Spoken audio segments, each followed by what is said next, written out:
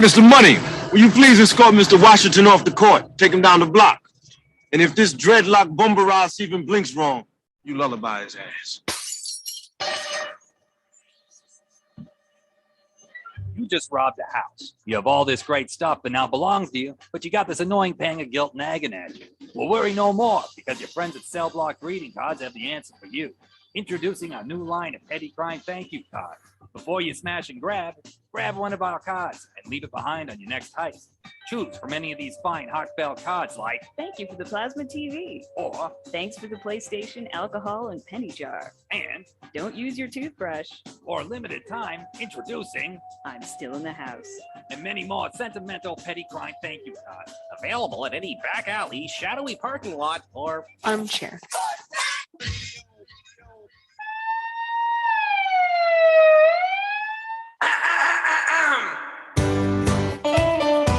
Saturday mornings, 8:30 Eastern. Dixie Football Nation is back and better than ever. We've got Tony Agolini, Matt Carr, Tones Areola, Bobby and Angelo, along with Mac McGee this fall. Dixie Football Nation heads to the gridiron, talking ACC, SEC, the Big Ten, and all the big games throughout the college football land. That's Dixie Football Nation, 8:30 Eastern, 7:30 Central, Saturday mornings on the Armchair Quarterback Show's YouTube channel, going live. Or catch the instant replay. What do we do? This just got way too complicated. I've got it.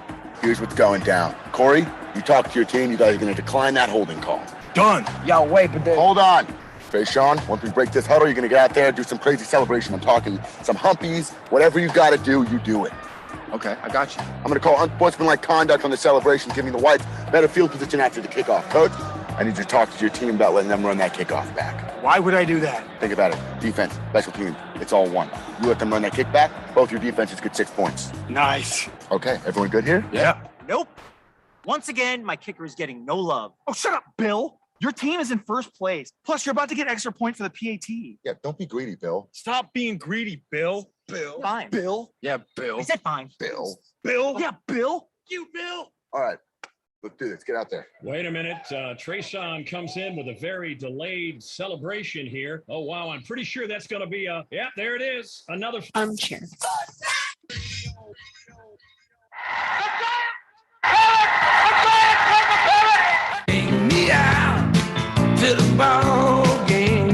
Get caught up with the big stories from around the world in sports in just a few minutes. It's Take Me Out to the Ball Game today, weekdays. Armchair Quarterbacks on YouTube. Baseball, football, basketball, whatever's trending in the world of sports, it's on Take Me Out to the Ball Game today in just a few minutes. It drops weekdays. Take Me Out to the Ball Game today on the Armchair Quarterbacks YouTube channel. Take me out to the ball game. Let me sum it up.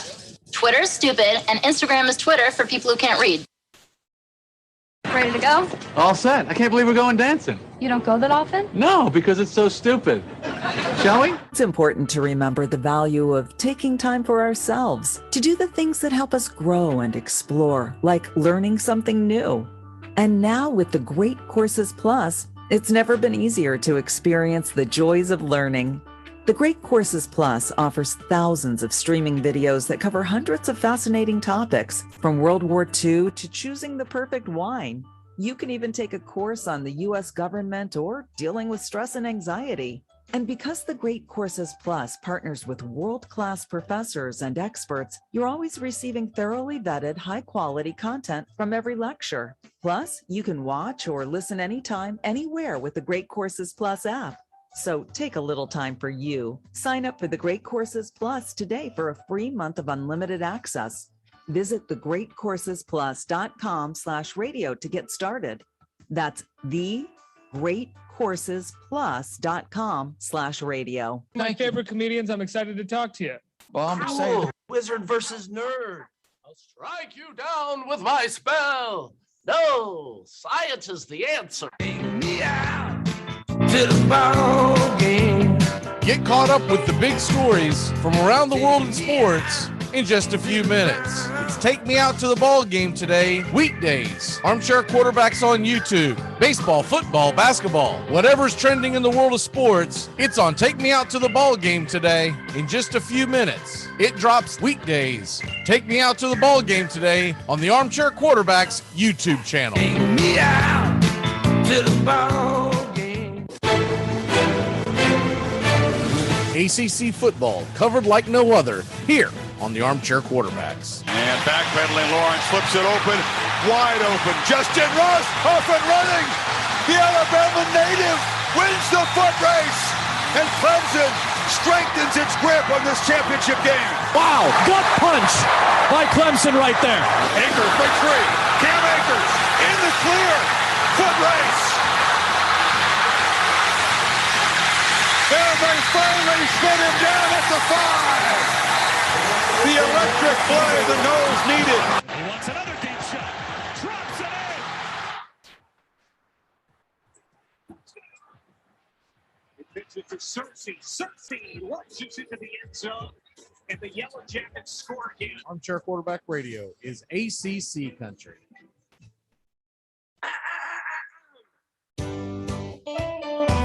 Saturday mornings, 8:30 Eastern. Dixie Football Nation is back and better than ever. We've got Tony Agolini, Matt Carr, Tones Areola, Bobby and Angelo, along with Mac McGee this fall. Dixie Football Nation heads to the gridiron, talking ACC, SEC, the Big Ten, and all the big games throughout the college football land. That's Dixie Football Nation, 8:30 Eastern, 7:30 Central, Saturday mornings on the Armchair Quarterback Show's YouTube channel, going live. Or catch the instant replay.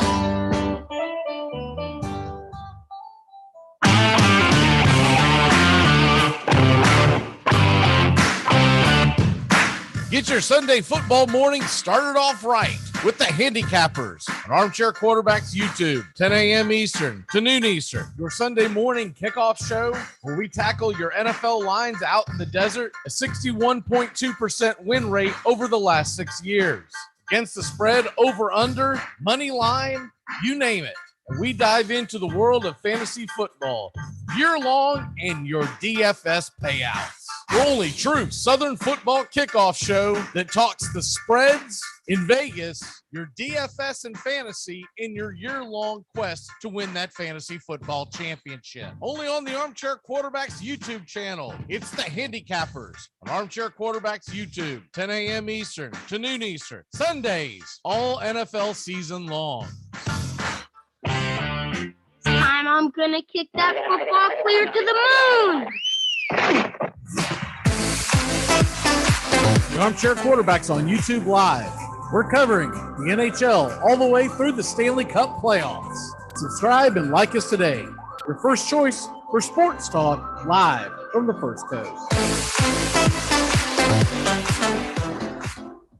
6th round. TJ Host from Mazode. Yes, lock it up. Who? What?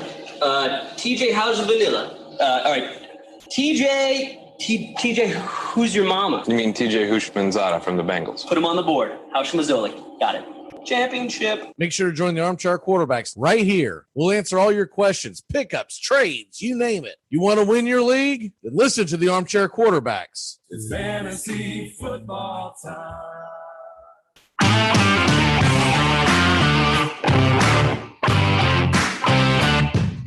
Get your Sunday football morning started off right with the Handicappers on Armchair Quarterbacks YouTube, 10 a.m. Eastern to noon Eastern. Your Sunday morning kickoff show where we tackle your NFL lines out in the desert, a 61.2% win rate over the last 6 years.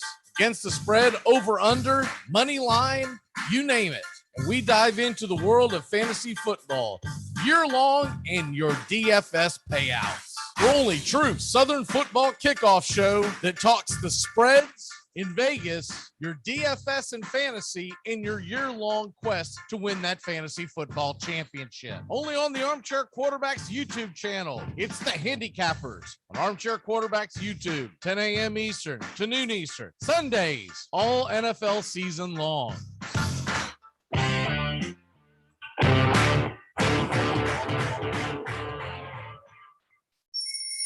Good morning.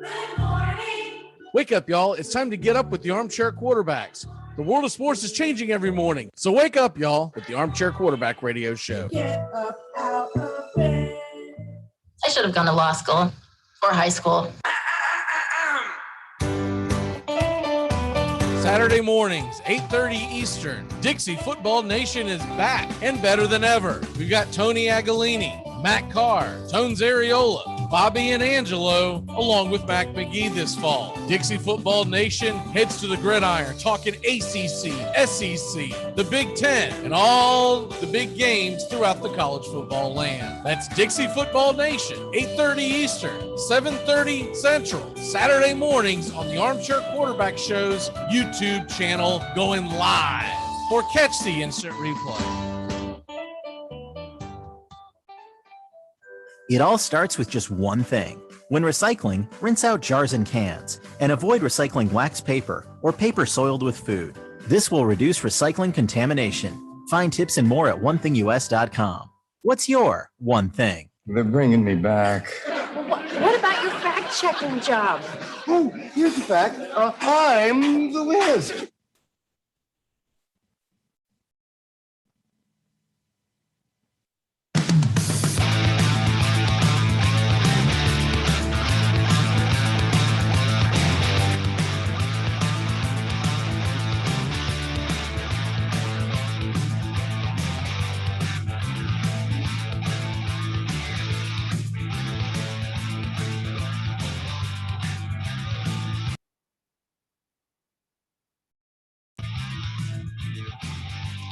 Good evening.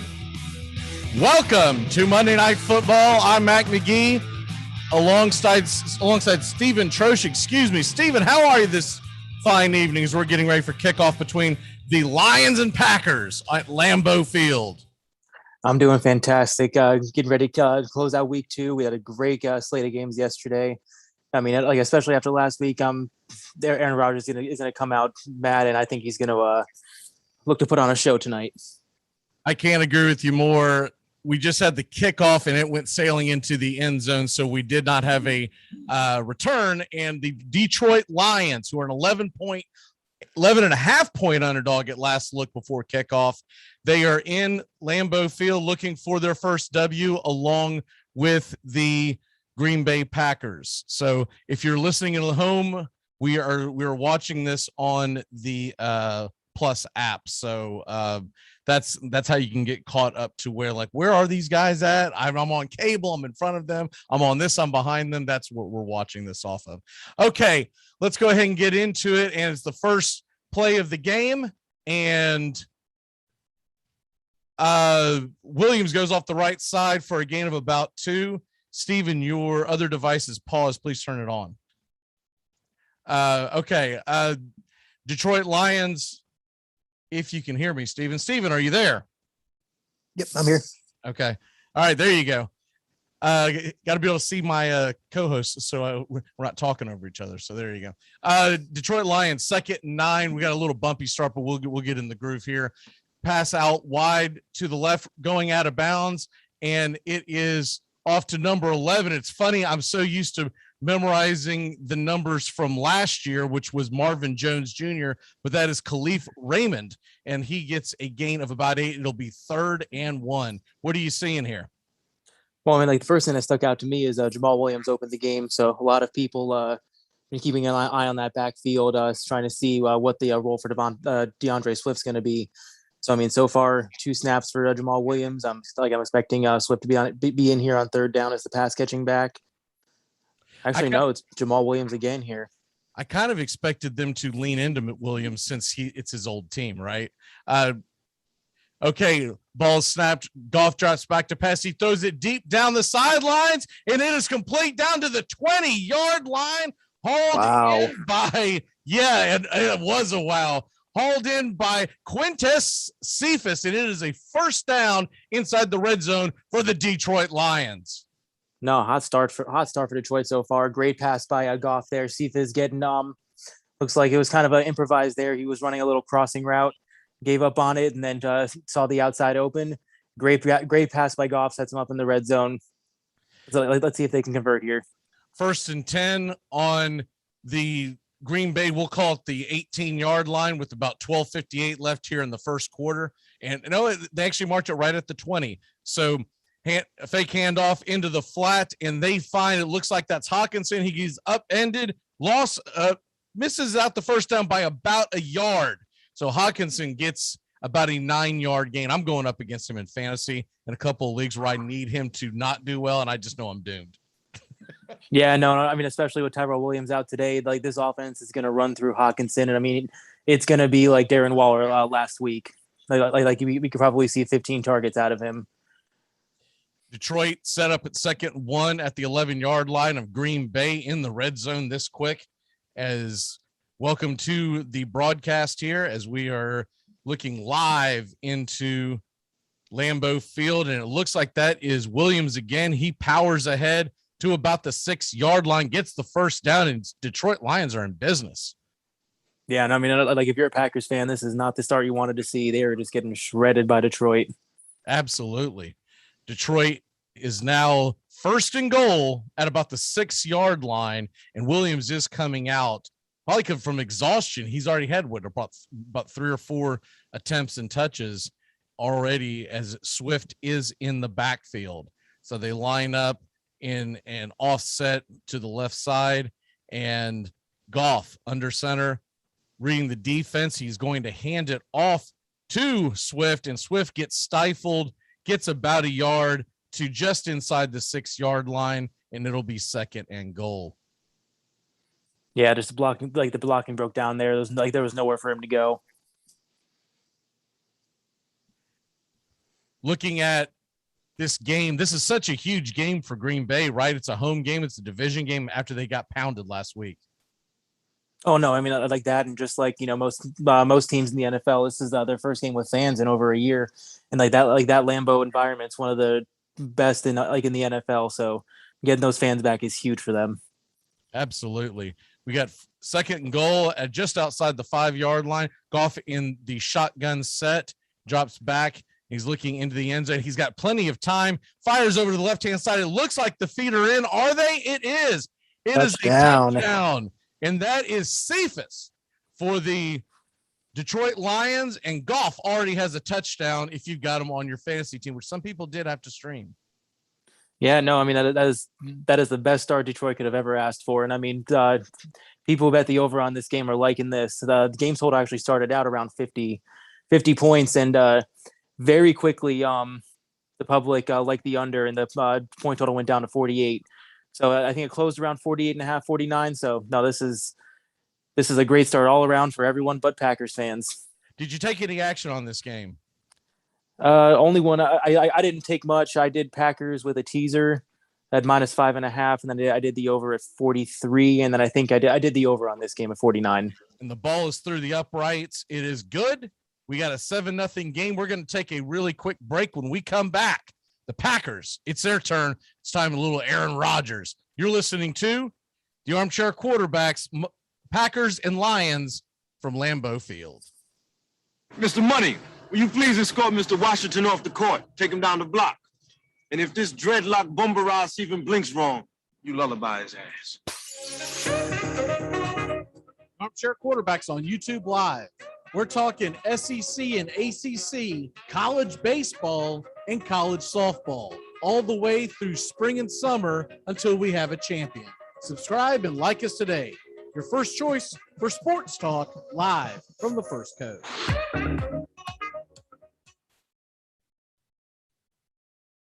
If only the world was less like this. I could use a smoke. Hey, put that out. And more like this. I could use a smoke. You murderer! I might have children one day. Smoking kills, unless you kill first. If you're around a smoker, you will die. Smokers may look relaxed and like they're having fun. Don't believe it. Vote yes on Proposition 421. Let's outlaw smoking everywhere, even in people's homes, and allow honest citizens to legally kill anyone who smokes. Let's live in a world without smokers. Prohibition works. Let's prove it. Let's move up the food chain. It's time to smoke the smokers. Vote yes on Proposition 421.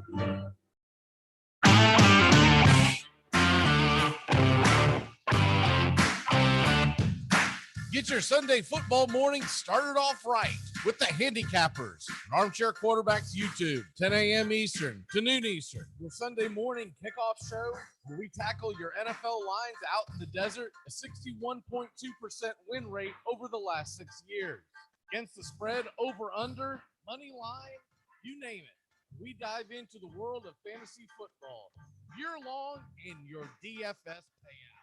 The only true Southern football kickoff show that talks the spreads in Vegas, your DFS and fantasy, in your year-long quest to win that fantasy football championship. Only on the Armchair Quarterbacks YouTube channel. It's the Handicappers on Armchair Quarterbacks YouTube, 10 a.m. Eastern to noon Eastern. Sundays, all.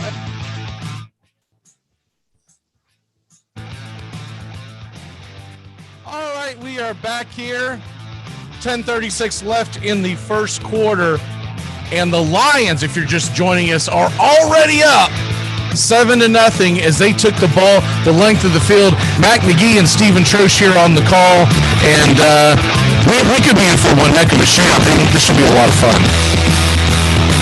And the ball is kicked off, hammered deep into the end zone, and that will get no return. The Packers will start off at their 25. Rodgers coming out on the field, and he still doesn't have a haircut. What say you on that, Stephen Troche? Okay, so we've got Rodgers 8-0 after games that they lost, 20 touchdown passes in games after they lost. His stats, we'll get into it in a second. He had a lot of prop bets that we're going to be into. I've got my eye on the Rodgers rush pass total is 307.5. Total, I took the over on that, and Devontae Adams, 94.5 yards, total yards. I like those a lot. Like one of the ones I was looking at a lot was Jamal Williams over 18 and a half receiving yards. Like I think he's got 8 targets last week. That should be an easy number to hit if they're going to be behind. Aaron Jones takes it up the gut and gain of about 3, second down. The Lions, ever since they added the black outline to their Lion logo and everything else, I think their helmets are a heck of a lot sharper than they used to be. What say you? Oh, yeah, no, I 100% agree. I mean, they were good helmets before, but the extra detail that makes them stand out. Yeah, exactly. Aaron Jones takes a handoff. He counters to the back end and rumbles all the way out to the 34-yard line. It's going to be about a half yard short, and we're looking at third and a very, very short one. Yeah, no, that was a great gain. He was stopped about 3 yards back behind the line of scrimmage. He had 3 guys bearing in on him and somehow managed to escape that. Got 9 out of it. I mean, they're in great spot. They're in very short. You wonder when the first pass is going to come their way. The Packers set up in the I set as they are on the left hash mark, going left to right on your dashboard. And as a pitch out to Aaron Jones, he hits the corner, and it is for a first down, a gain of about 7. If you got Aaron Jones on your fantasy team, you're loving it right now, aren't you? Oh yeah, no, early usage is awesome. I mean, we saw this season, last year, week 2, Aaron Jones just went nuclear against Detroit in Lambeau. But like you were talking about that first pass, I got a feeling right here, first down, they're going to dial up some play action and try to take a deep shot. Yeah, this is the perfect spot for it. You've got to get Devontae Adams involved, especially if he's going to hit my 94.5, right? Oh, yeah. So 1st and 10, 8:45 left on the clock, and Rodgers in the shotgun, and there it is to Devontae Adams, and he cuts it up the field, gain into Lions territory, and it looks like it is about a gain of around 15 or so. Packers first down. Yeah, Packers just just replicating what the Lions did, and they're moving right along. Little dump off pass to Adams, still a 5-yard curl route, takes it 15 yards upfield. And the Packers, who are trying to answer the score, if you missed it earlier, Detroit scored on the very first possession at 7-0 Detroit. And of course, both teams lost in week 1, but Green Bay got pounded. And so they're trying to respond to that. Aaron Rodgers rushes out to the right side. He's being chased. He's pushed out of bounds about a yard gain, but it looks like there is a flag on the play. So we'll wait to see what that is, as I believe it was probably, it looked like a defensive penalty, looking at the play in real time. And we're about to get the explanation right now. And sure enough, it looks like it's an illegal hands to the face from Detroit. So it's going to be an automatic first down for Green Bay. Yeah, I was about to say it looked like it was over the left tackle. He just got, oh no, that was actually, that was the corner on Marcus Valdez-Scantling. But no, if that's the case, then Aaron Rodgers better hope that what just happened on the last play is not a sign of things to come, because that, like, their left tackle got just sent across the field. Green Bay lines up 1st and 10 from about the 35-yard line. I set, left hash mark, motion is the man, and it looks like we get a handoff here. That looks like that could be A.J. Dillon, and he is in a scrum, gets about 3.5 yards, and we'll see when he gets up. Yes, that is Dillon. Yeah, no, I mean, I think it's just like we saw a couple of big plays out of Jones on this drive already. Could just be to spell him, but like as a Jones manager, you don't like to see Dillon getting involved in the offense that early. Absolutely. Packers are now 2nd and 7 on the 32-yard line. Green Bay trying to get into scoring position as they trail 7-0, 7:03 in the first. Aaron Rodgers drops back. It looks like that there's a flag, and usually before the whistle, that's a false start.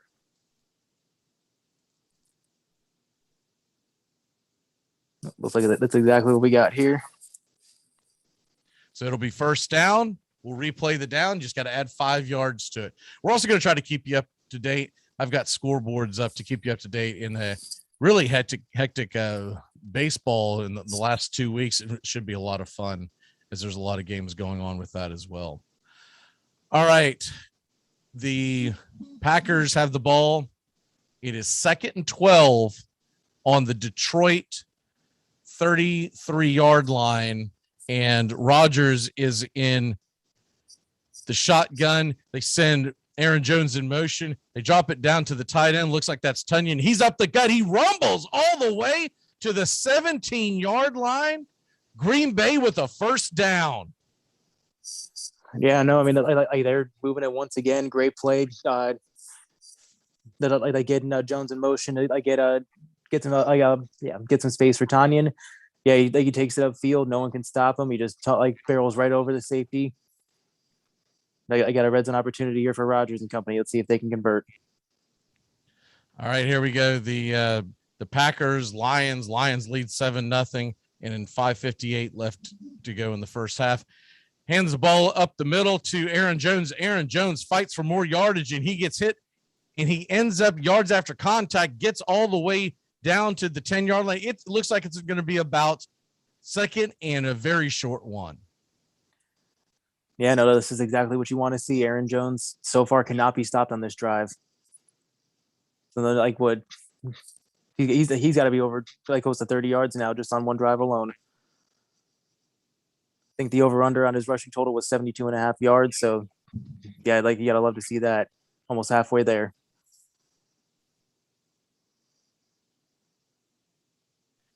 Packers handed up the middle, and Aaron Jones, he rumbles into the 5-yard line. First down, 1st and goal for the Packers, as this entire drive has been built around the run with a couple of passes.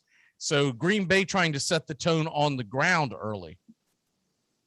Yeah, no, I mean, this is just they're just putting out, Rodgers is putting on a clinic right now. Offensive line is just creating massive holes. Jones is having to do very little work here. 5 rushes, 29 yards. And the Packers set up on the 5-yard line, 1st and goal, single back set. Aaron Jones, once again, he rolls over about a yard and a half gain, and the Packers will be set up on a 2nd goal from about the 3-yard line. Yeah, no, I mean, once again, people that are rostering Aaron Jones, they've got to love to see it. They get right down there, 1st and 10 from the 5-yard line. They give him a handoff. They're trying to get him that touchdown. Looks like they're committed to the run game tonight. Run a 10-play drive, 8 passes, 8 rushes, 2 passes. Let's see if they can get it in here. Green Bay sets up 2nd and goal, and they are in the shotgun formation, so you're probably looking for a pass here. Jones does go in motion. It is a shovel pass around the swing side. Touchdown, Green Bay. Officially, it will be ruled a passing touchdown from Aaron Rodgers to Aaron Jones. But essentially, it was a handoff. 7-6 Detroit with the extra point coming up. Yeah, no, I mean, this is I don't think we're going to see much defense tonight. 7-7, and both offenses have looked completely in sync. This is gonna be a fun one tonight, fun one here.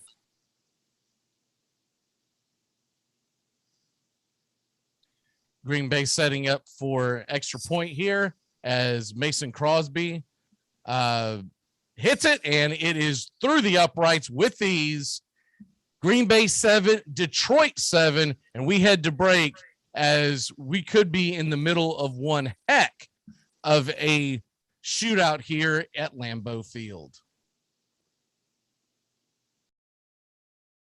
Mr. Money, will you please? All set. I can't believe we're going dancing. Cool. Wizard versus nerd. I'll strike you down with my spell. No, science is the answer. Me out to the ball game.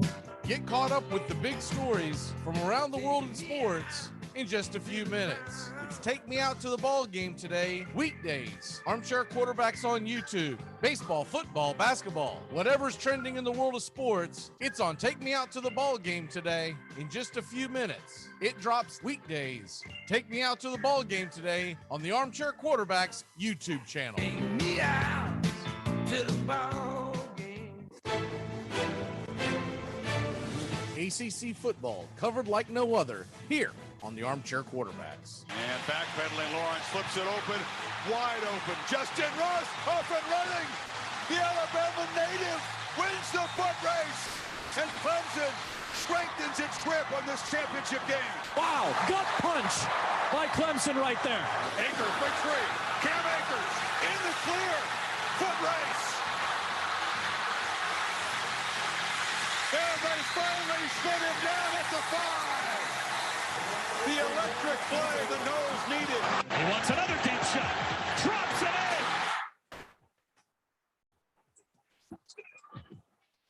in. Pitches to Cersei. Cersei launches into the end zone. And the Yellow Jackets score again. Armchair Quarterback Radio is ACC country.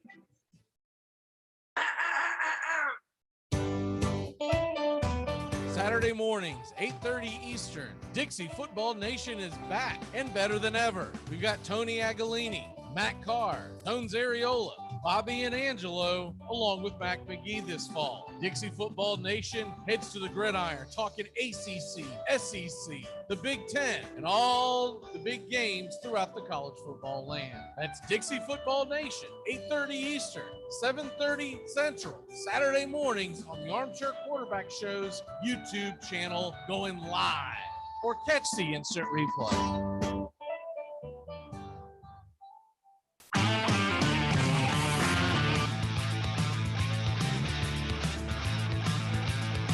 All right, we are back.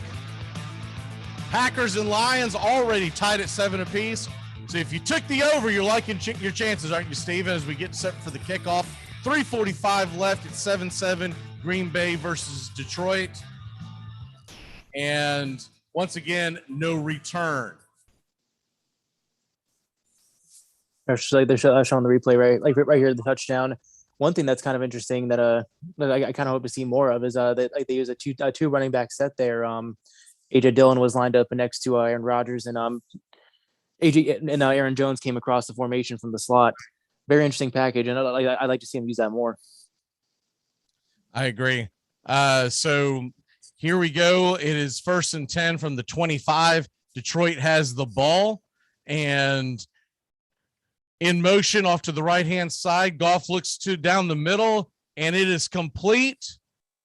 Looks for about 6 yards, and it looks like that they're going hurry up as Detroit gets it over to St. Brown.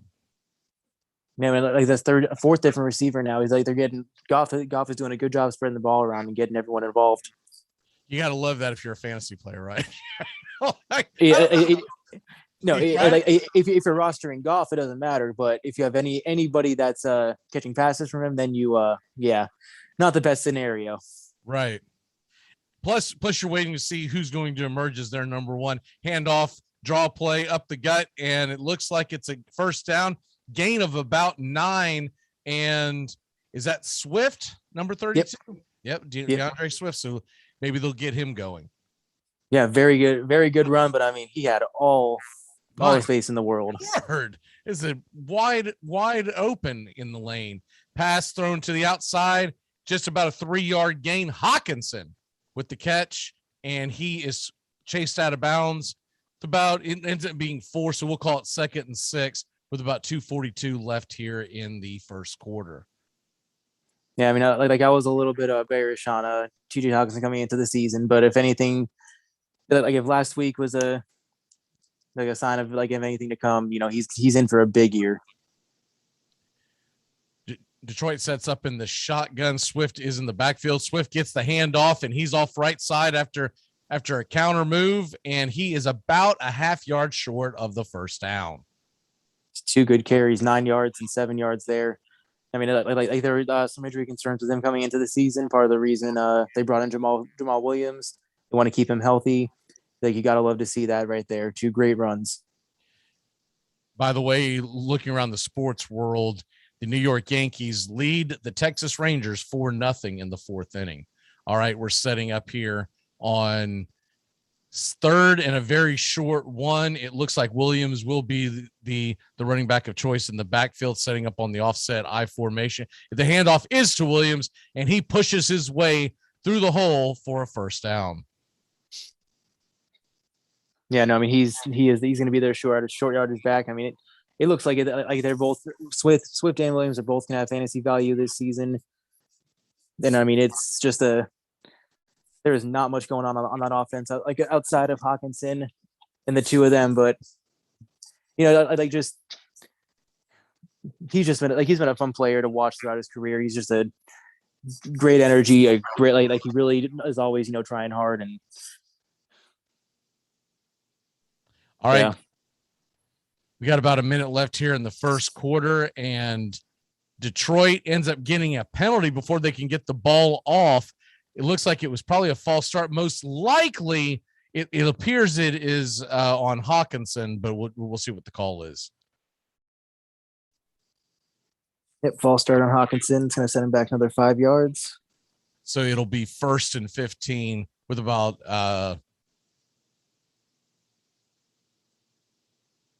false start on Hawkinson. 1st and 15 with about 45 seconds left in the first quarter. Yeah, just on the other side of the 45. Probably one play left here. Handoff up the gut and dives for about a 6-yard gain, and that is Jamal Williams, number 32.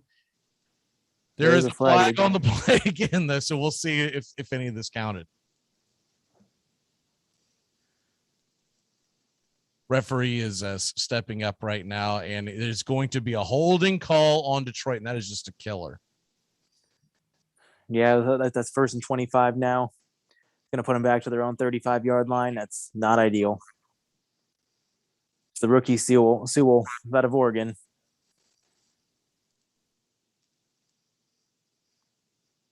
I mean, like for being out of football a year, he really held his own last week. And I mean, like the kid, like the kid's 20 years old. He's the youngest kid in the NFL.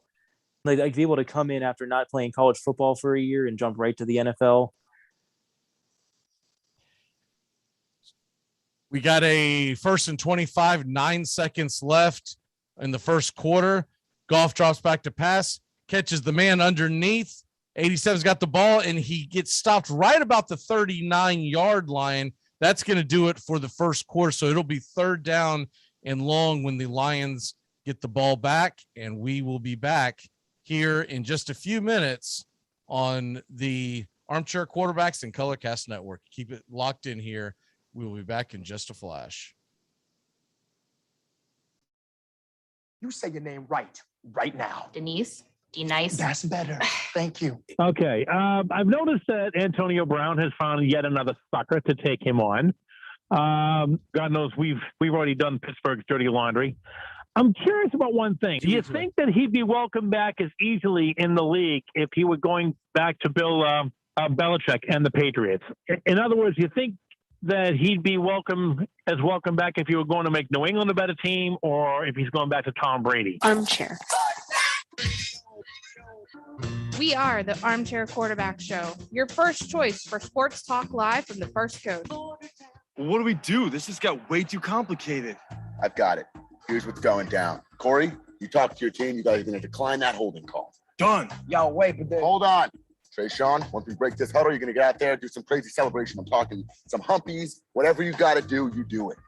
Okay, I got you. I'm going to call unsportsmanlike conduct on the celebration, giving the Whites better field position after the kickoff. Coach, I need you to talk to your team about letting them run that kickoff back. Why would I do that? Think about it. Defense, special team, it's all one. You let them run that kickback, both your defenses get 6 points. Nice. Okay, everyone good here? Yeah. Nope. Once again, my kicker is getting no love. Oh, shut up, Bill. Your team is in first place. Plus, you're about to get extra point for the PAT. Yeah, don't be greedy, Bill. Stop being greedy, Bill. Bill. Fine. Bill. Yeah, Bill. I said fine. Bill. Bill. Yeah, Bill. You, Bill. All right, let's do this. Get out there. Wait a minute. Trayshawn comes in with a very delayed celebration here. Oh, wow. I'm pretty sure that's going to be there it is. Another Armchair. I said it like 4 times. So why didn't you say it the first time? Because it's pronounced Aaron. Armchair Quarterback Radio is AFC South country all NFL season long. They hand it off Fournette. He's driving, and he's in for the touchdown. Wow. Drive starts at the 1 and looking for a little breathing room, and they get that in plenty more. Derrick Henry still going. Stays in bounds. He might go 99 yards for the touchdown. Unbelievable. Second and 10. Empty set. Walk downfield. And that is Hilton again. Post and goal. Ebron. What a year for him. Eric Ebron. Touchdown. Goal. Slant. Caught. Touchdown. All right, we are back. Start of the second quarter, and the game is tied at 7 apiece.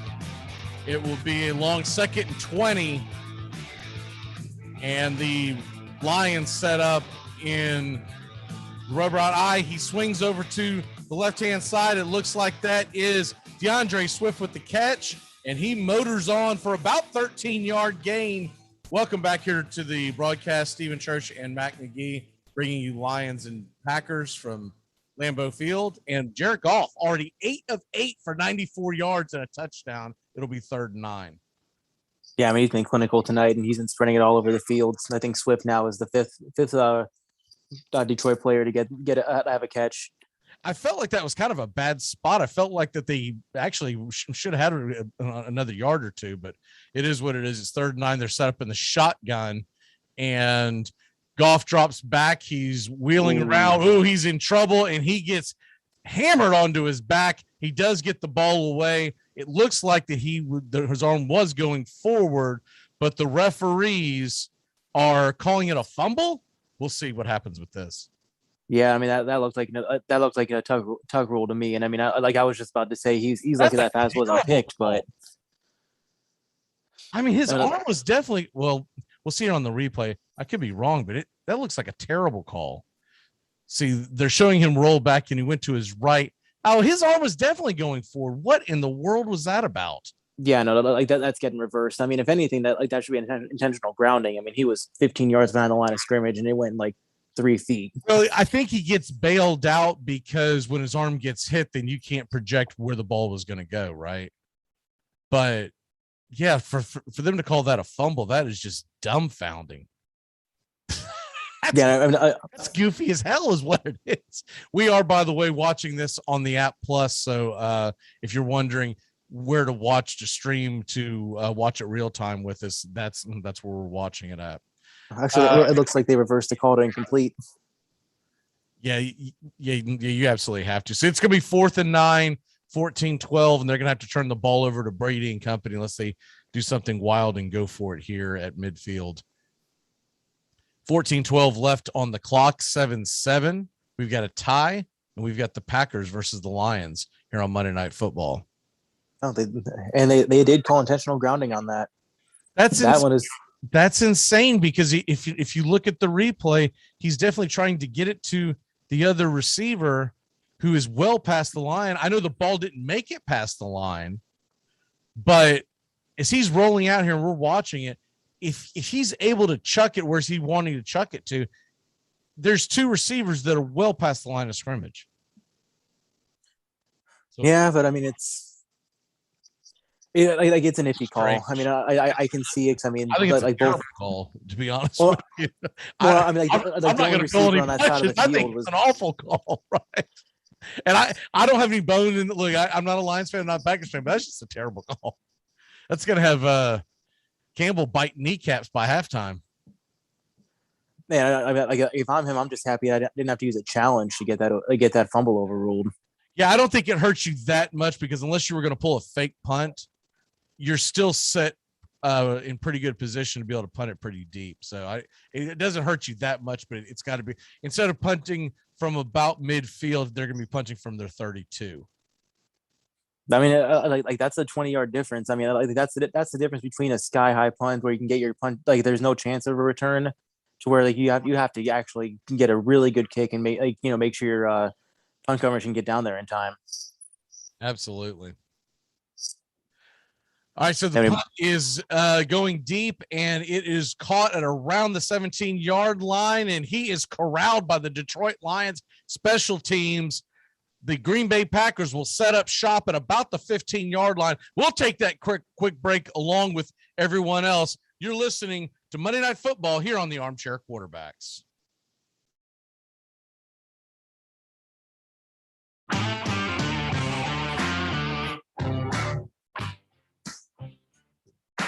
Get your Sunday football morning started off right with the Handicappers on Armchair Quarterbacks YouTube, 10 a.m. Eastern to noon Eastern. Your Sunday morning kickoff show where we tackle your NFL lines out in the desert. A 61.2% win rate over the last 6 years. Against the spread, over, under, money line, you name it. And we dive into the world of fantasy football year-long and your DFS payouts. Your only true Southern football kickoff show that talks the spreads in Vegas, your DFS and fantasy, in your year-long quest to win that fantasy football championship. Only on the Armchair Quarterbacks YouTube channel. It's the Handicappers on Armchair Quarterbacks YouTube, 10 a.m. Eastern to noon Eastern. Sundays, all NFL season long.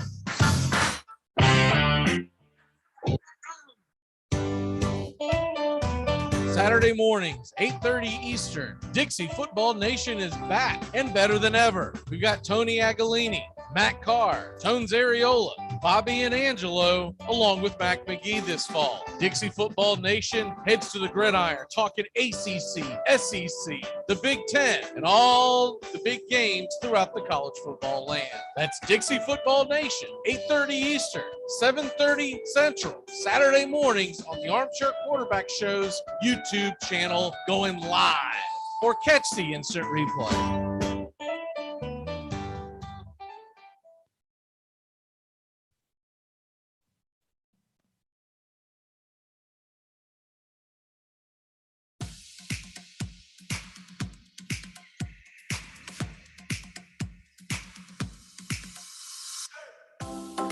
All right, we got Monday Night Football kicking here, and there's a full moon in Green Bay. You gotta like that against the night sky. I was really hoping, well, against logic, that we get a snow game tonight in September, but never say never with Green Bay, as they have the ball at about, I think it was about the 17-yard lines. We get set for essentially the beginning of the second quarter, because there's about 14 minutes left, and Aaron Rodgers sets up under center as tight end goes in motion wide. There's a play action, and Rodgers is going for it all, goes deep and baps it in the back of the Detroit Lions helmet, the defensive back, and so incomplete. And Rodgers looks frustrated. I don't know if he's frustrated with his receiver which I believe that's MVS, or if he's frustrated with himself. I'll tell you what, he definitely hit him square in the back of the helmet. Good for him. No, I mean, like the throw was on point. I think if anything, he was frustrated that MVS didn't try to go get that, but the rookie Melifonwu had blanket coverage on him. That was what he could have done in that situation, right? I mean, because you need a little more air underneath it to be able to make that kind of adjustment. No, I mean, that was just good coverage. You can't. Sometimes you just can't help it. Aaron Rodgers drops back. He dumps it off to Devontae Adams in number 17. He is about 4 yards shy of the first down. It'll be third and about 4 yards.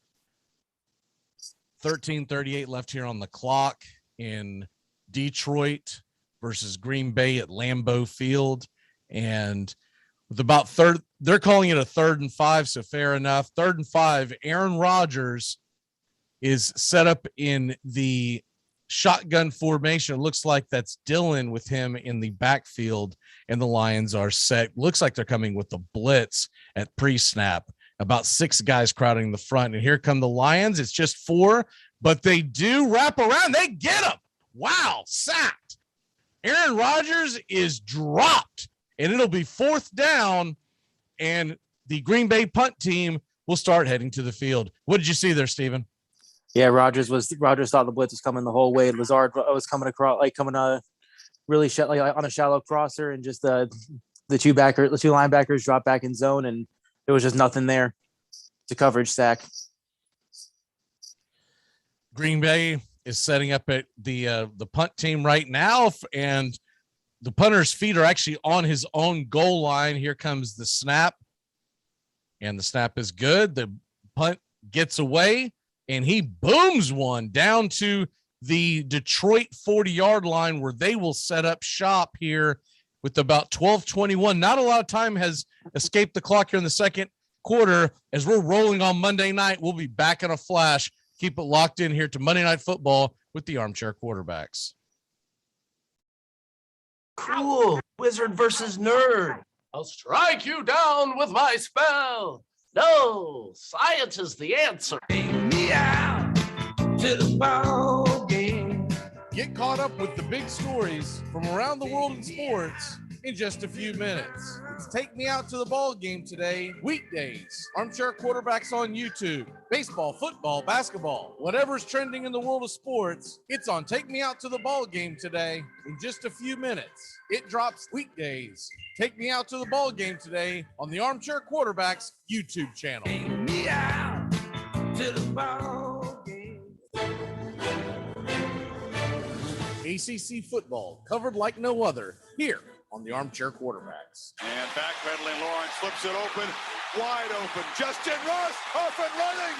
The Alabama native wins the foot race, and Clemson strengthens its grip on this championship game. Wow, gut punch by Clemson right there. Akers breaks free. Cam Akers in the clear. Foot race. And they finally spin him down at the 5. The electric play the nose needed. He wants another deep shot. Drops it in. It pitches it to Cersei. Cersei launches into the end zone, and the Yellow Jackets score again. Armchair Quarterback Radio is ACC country.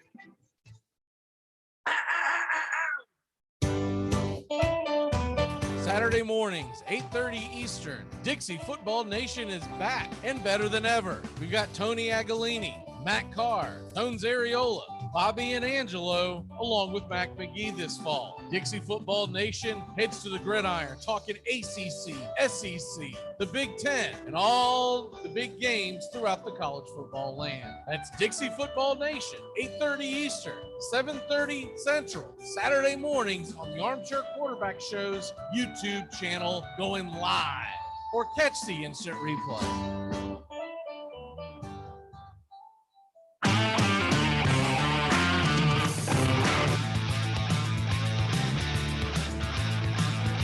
Welcome back. Lions and Packers are tied. 12:21 left on the clock. 1st and 10. Lions have it on their own 38, and it's a pitch out to Jamal Williams rumbles for about 5 yards, maybe even call it 6. And Detroit is set up for a second down. Sitting here with Stephen Trosh and Mac McGee. What's going on in the world of fantasy, Stephen? Are you seeing anyone having big games, or what say you? I mean, so far the obvious one is Aaron Jones. He's got the touchdown, and he's been just running all through the Lions defense. Aaron Rodgers has the passing touchdown. They haven't really asked him to do too much. Detroit drops back to pass. They swing it off to the left-hand side, and it looks like that is Jason Kabinda, which doesn't help anyone in fantasy. He will help the Lions, though, get a first down at about midfield. I mean, there it is again with Goff, 6th receiver now. I will say this: it's trending like both quarterbacks are going to have big nights. Detroit sets up 1st and 10 at the 49, and it looks like we're going to get a handoff to Jamal Williams. He pushes his way through the line, gets about 3 yards, and they are definitely making the commitment to the running game. Oh yeah, no, we've seen with both backs so far. Swift and Williams getting work, and I mean, they're already driving again here. Got to take advantage of that short field after stopping the Packers there in their own territory. Detroit setting up 2nd and 7. There's about 10.5 minutes left here in the second quarter, and they set up under center with a one-back formation, and Hawkinson goes in motions and sets off the right side tackle. Jared Goff drops back to pass. He starts to scramble. He is going to run, and he dives ahead for about 3 yards. And there is a flag on the play. We'll get this sorted out. What's your best guess on this one? Looks like a face mask. He pointed to the ref and he was pointing to his helmet right away. So basically, the old he touched the quarterback, which is a no-no in today's football, and that's exactly what it is. It's a 15-yard penalty, and we will have a 1st down and 10 for Detroit. And trying to get the actual, it looks like it's going to be about the 30-yard line. Yeah, there it is right there. Yeah, definitely got the face mask there. You'd even call that on a running back. Detroit sets up, hands off to Williams once again off the right side. He goes inside, dances around, and pounds his way through for about an 8-yard gain. Man, Jamal Williams might be someone everyone's going to be running out there to grab on the waiver wire. Yeah, no, I mean, he's always been a productive back in Green Bay. He just never had the opportunity with Aaron Jones being there. I mean, the idea DeAndre Swift is in Detroit, but they're not looking shy of using both of those backs. So yeah, we'll see what the rest of the game holds, but he will be popular. Green Bay trying to hold Detroit from getting into the red zone at 2nd and 2. The handoff goes to DeAndre Swift, and he will fight his way through for a 1st down to just inside the 20-yard line. We'll call it the 19.5. Yeah, I mean, like you were talking about the quarterbacks having big nights. I think we could see both 3 running backs have a big night here. Yeah, I mean, like with Detroit, I mean, outside of their only receiver really was Tyrell Williams, and he's out tonight, leaving out Quintez Cephas, Khalif Raymond, and Amon-Ra St. Brown as their top receivers. So I like it. Looks like they're leaning on the running game heavy tonight, and if they're going to pass, it's going to be to Hawkinson. So Detroit sets up shop in 1st and 10 inside the red zone, just inside the red zone, as St. Brown goes in motion. There's a play action, and they're going to get it over to him, and he will dance his way out of bounds. But for a 1st down, it's 1st and goal. Yeah, I mean, this is just another clinical. I think I said St. Brown. Excuse me, Stephen. That's a Khalif Raymond. Yeah, no, I mean, like great move. He was stopped about 2 yards short. Had the stop and go. Was able to get those last couple yards right there. 1st and goal from, what is that, the 6-yard line, 5-yard line? Yeah, we're sitting right there. It's 1st and goal from about the 9. Okay. The worst case scenario possible when you have a 1st and goal. And Detroit hands off to Williams once again. He's going to push his way. Doesn't get much. Looks like he might have gotten about a yard. So it'll be 2nd and goal from the 8 with 8 minutes left in the 1st.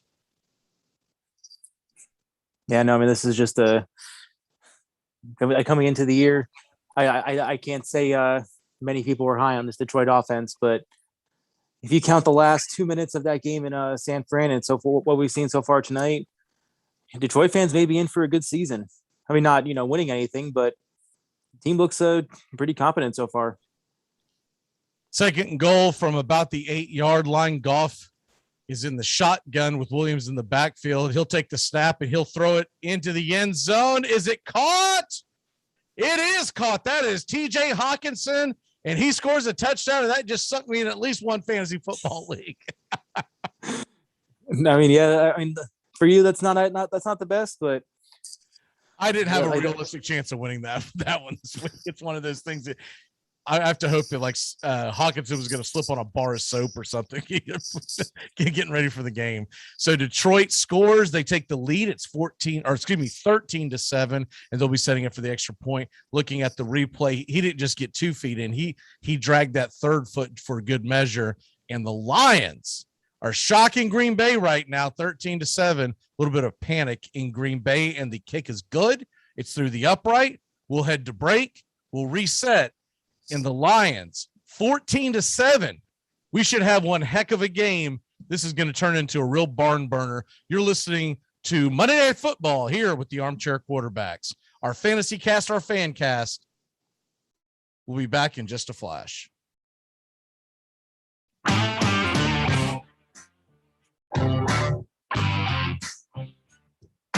Get your Sunday football morning started off right with the Handicappers on Armchair Quarterbacks YouTube, 10 a.m. Eastern to noon Eastern. Your Sunday morning kickoff show where we tackle your NFL lines out in the desert, a 61.2% win rate over the last 6 years. Against the spread, over, under, money line, you name it. And we dive into the world of fantasy football year-long in your DFS payouts. The only true Southern football kickoff show that talks the spreads in Vegas, your DFS and fantasy in your year-long quest to win that fantasy football championship. Only on the Armchair Quarterbacks YouTube channel. It's the Handicappers on Armchair Quarterbacks YouTube, 10 a.m. Eastern to noon Eastern. Sundays, all NFL season long.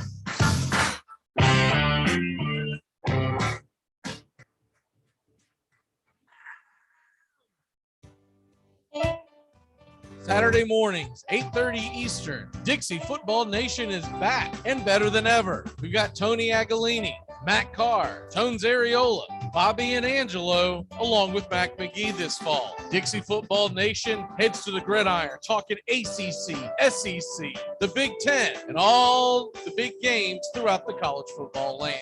That's Dixie Football Nation, 8:30 Eastern, 7:30 Central, Saturday mornings on the Armchair Quarterback Show's YouTube channel, going live, or catch the instant replay.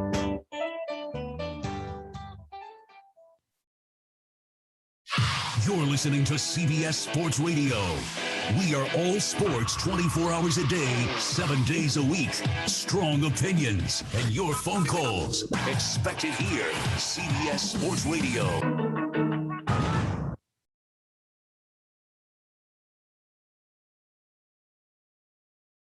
You say your name right now. Denise. Say it right. Denise. Correctly. Denise. Right. Denise. Right. Denise. That's better. Thank you.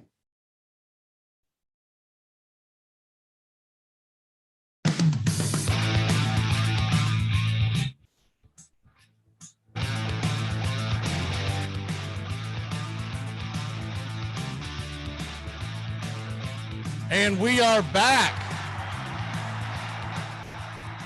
here at the Packers and Lions.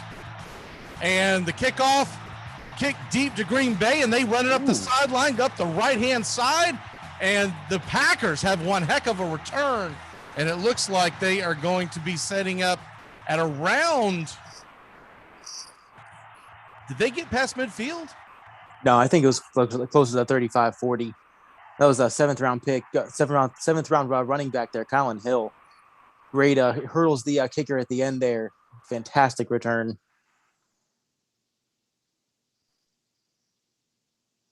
You can hear the crowds going wild in Green Bay. Green Bay ends up being like around 44 yards at the 44-yard line. So Green Bay will be setting up shotgun. 7 minutes, 15 seconds left. And set up in shotgun. They do hand it off to A.J. Dillon. A.J. Dillon goes in between the guards and gains about 3 yards. We'll be looking at close to a second. And it'll be about 4, about second and about 6. Yeah, I mean, I got to know if you caught it, but Aaron Jones lined up wide at the bottom of the screen.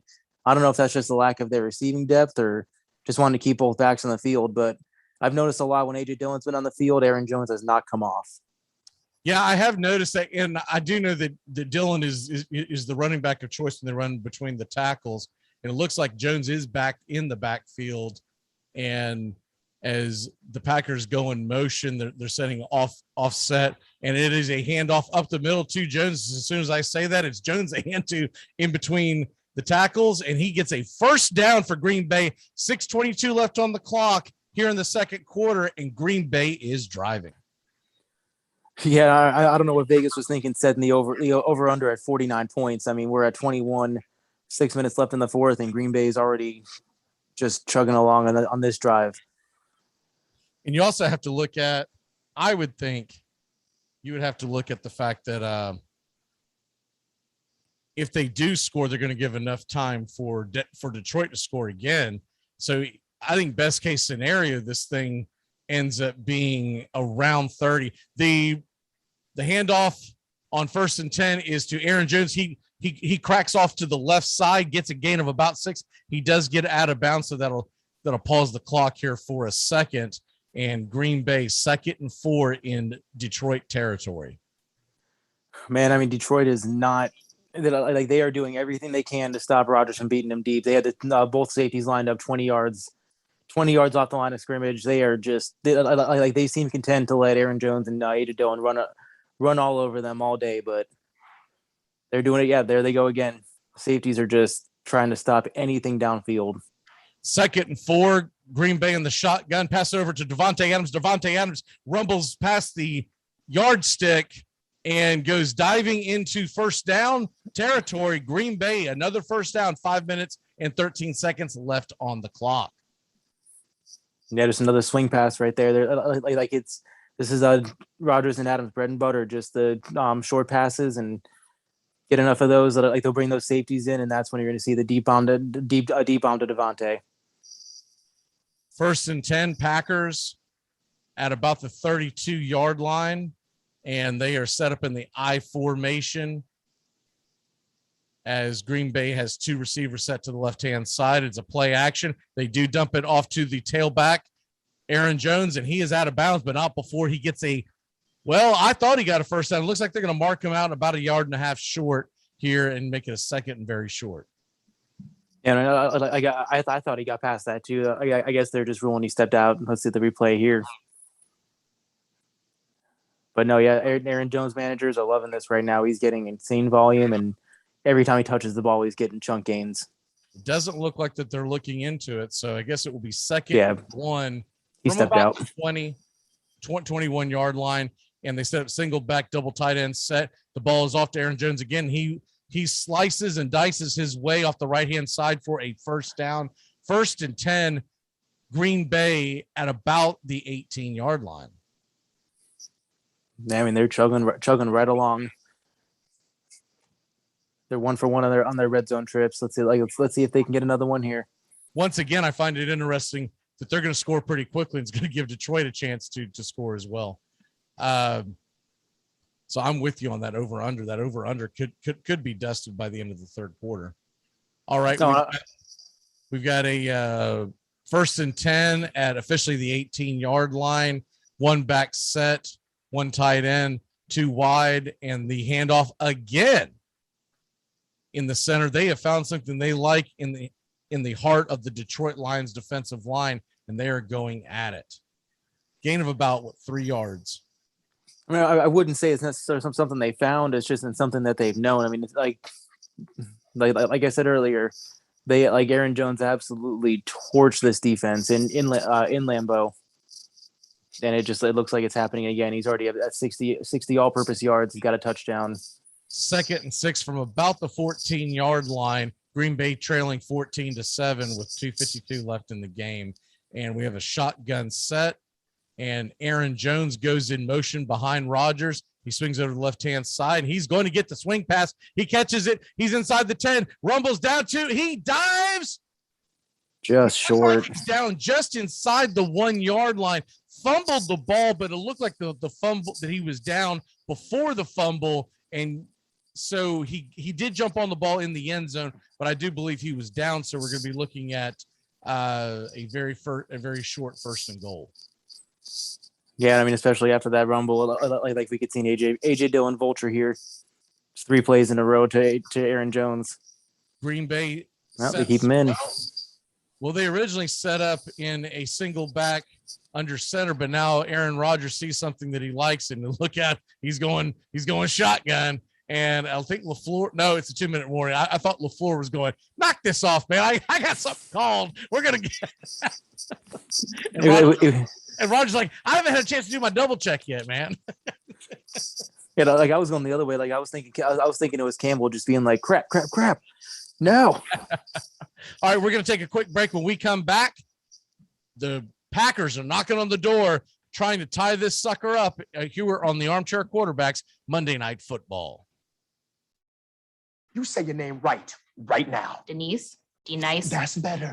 Thank you. Okay. I've noticed that Antonio Brown has found yet another sucker to take him on. God knows we've already done Pittsburgh's dirty laundry. I'm curious about one thing. Do you think that he'd be welcomed back as easily in the league if he were going back to Bill Belichick and the Patriots? In other words, you think that he'd be welcome back if he were going to make New England a better team, or if he's going back to Tom Brady? Armchair. We are the Armchair Quarterback Show, your first choice for sports talk live from the first coach. What do we do? This just got way too complicated. I've got it. Here's what's going down. Corey, you talk to your team. You guys are going to decline that holding call. Done. Yo, wait, but then... Hold on. Trayshawn, once we break this huddle, you're going to get out there, do some crazy celebration. I'm talking some humpies. Whatever you got to do, you do it. Okay, I got you. I'm going to call unsportsmanlike conduct on the celebration, giving the white better field position after the kickoff. Coach, I need you to talk to your team about letting them run that kickoff back. Why would I do that? Think about it. Defense, special team, it's all one.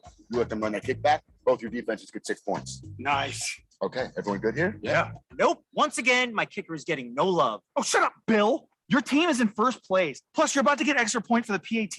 Yeah, don't be greedy, Bill. Stop being greedy, Bill. Bill. Fine. Bill. Yeah, Bill. I said fine. Bill. Bill. Yeah, Bill. You, Bill. All right, let's do this. Get out there. Wait a minute. Trayshawn comes in with a very delayed celebration here. Oh, wow. I'm pretty sure that's going to be there it is. Another Armchair.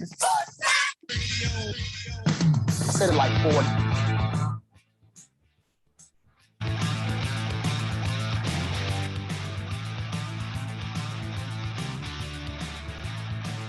Welcome back here to Green Bay.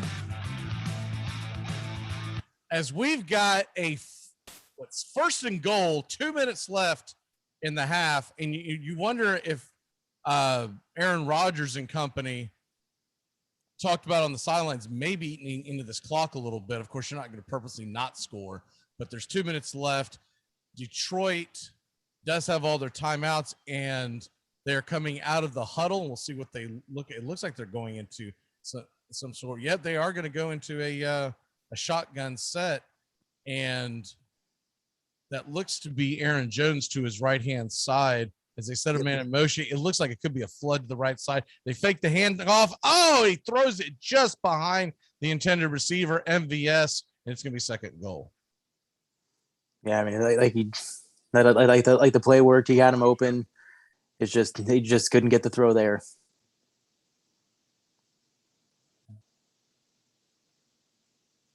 As we've got a minute 57, obviously with the incomplete pass, no time came off the clock. So Detroit is set up to probably get the ball back in good shape.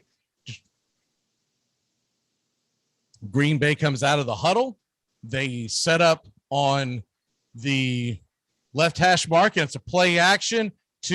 Pass goes out to Aaron Jones. Aaron Jones catches a touchdown. It is the Aaron Jones show, and Green Bay quickly has tied up the game pending the extra point. Rodgers 2 touchdown passes, Jones 2 touchdowns receptions. What say you, Steven? Yeah, I mean, Jones is looking phenomenal tonight, and people who rostered Aaron Rodgers tonight are loving the little dump offs to him, and like vulturing points with it. But yeah, I mean, you love to see the workload. You love to see that they're targeting him in the red zone. They're trying to get him involved. And the extra point is up. It is good. 1:52 left here on the clock. We got a tie ball game. We're going to run to a very quick break. The Lions are going to get the ball back as Aaron Jones has found his way into the crowd with the Lambeau leap. Packers, Lions tied up at 14 apiece. This time I'm gonna kick that football clear to the moon. The Armchair Quarterbacks on YouTube Live. We're covering the NHL all the way through the Stanley Cup playoffs. Subscribe and like us today. Your first choice for sports talk live from the First Coast. 6th round. TJ Hoshimazode. Yes, lock it up. Who? What? TJ, how's the vanilla? All right. TJ, who's your mama? You mean TJ Hushmanzada from the Bengals? Put him on the board. Hoshimazole. Got it. Championship. Make sure to join the Armchair Quarterbacks right here. We'll answer all your questions, pickups, trades, you name it. You want to win your league? Then listen to the Armchair Quarterbacks. It's fantasy football time.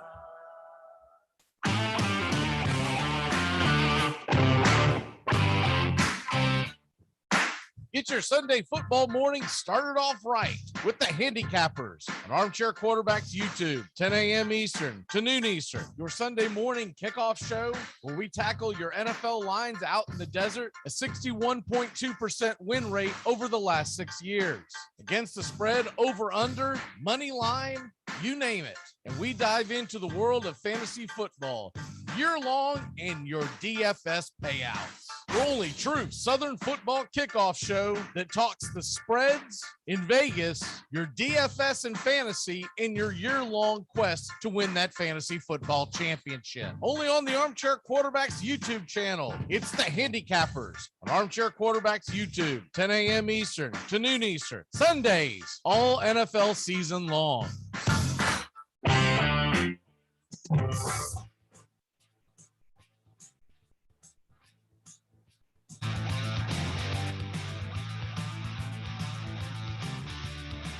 Welcome back here.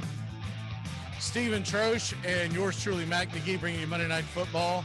We got a tie ball game in Green Bay, and we're going to get a little 2-minute offense action as Green Bay is set to receive the kickoff from – Detroit's set to receive the kickoff from Green Bay. Mac McGee, you're listening to the Armchair Quarterbacks Monday Night Football.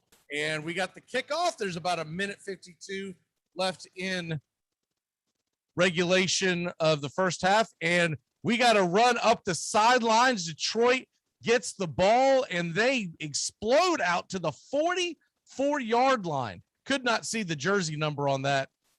Did you catch who that was, Stephen? I believe it was 35. Okay. I'm not sure who the player is, but no, I mean, it was a short kick. He took it from the 10-yard line and just hit a hole. Sets him up in great field position. I mean, like I was just about to question how this drive is going to look like since they've been so run centric, but this sets them up great. They still have 3 timeouts left. Like if you're Detroit here, you like a touchdown, and a touchdown is what you want, nothing less. Jared Goff already 116 yards and 2 touchdowns. 1st and 10 at about the 41-yard line of Detroit, and he does a toss sweep, counter back with DeAndre Swift. He knifes into about what was about 13-yard gain and into Green Bay territory. 1:33 left on the clock. Yeah, no, another great run. Both running I keep saying both running backs, but I keep forgetting about Jamal Williams.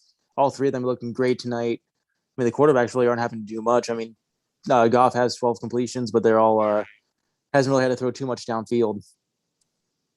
1st and 10 at about the 47-yard line, about a minute left as Goff sets up shop.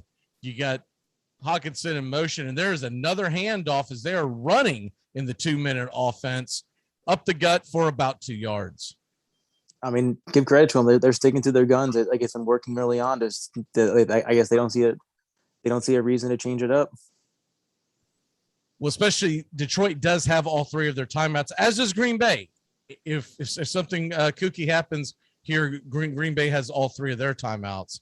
So we've got about 36 seconds left, 2nd and 8, and Detroit snaps the ball from their own 45, play action. Jared Goff drops back to pass. He's got a time to eat a sandwich back there. He finds Hawkinson over the middle for about 20 yards, and it is all the way down to the 25-yard line of the Green Bay Packers. Looks like Detroit is going to use that first time out. Yeah, I mean, he had all day out there. He had time to eat the sandwich, and make the sandwich. That was just. Yeah, they gave him all time. Hawkinson found a seam, got open over the middle. And they are in business. I didn't see how far they got, but it looks like it got all the way down to the 25-yard line. So they took a timeout, and they took one of their longer timeouts. So we got a couple of minutes. I was wanting to go over the stats right now, since we do have that opportunity, a little break in the action.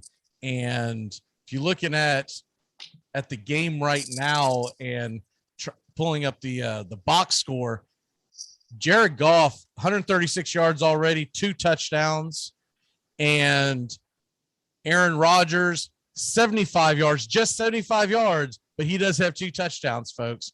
DeAndre Swift, 6 carries, 32 yards. Jamal Williams, 7 carries, 25 yards. It has felt like a lot more yards. It feels like they've been really knifing through them.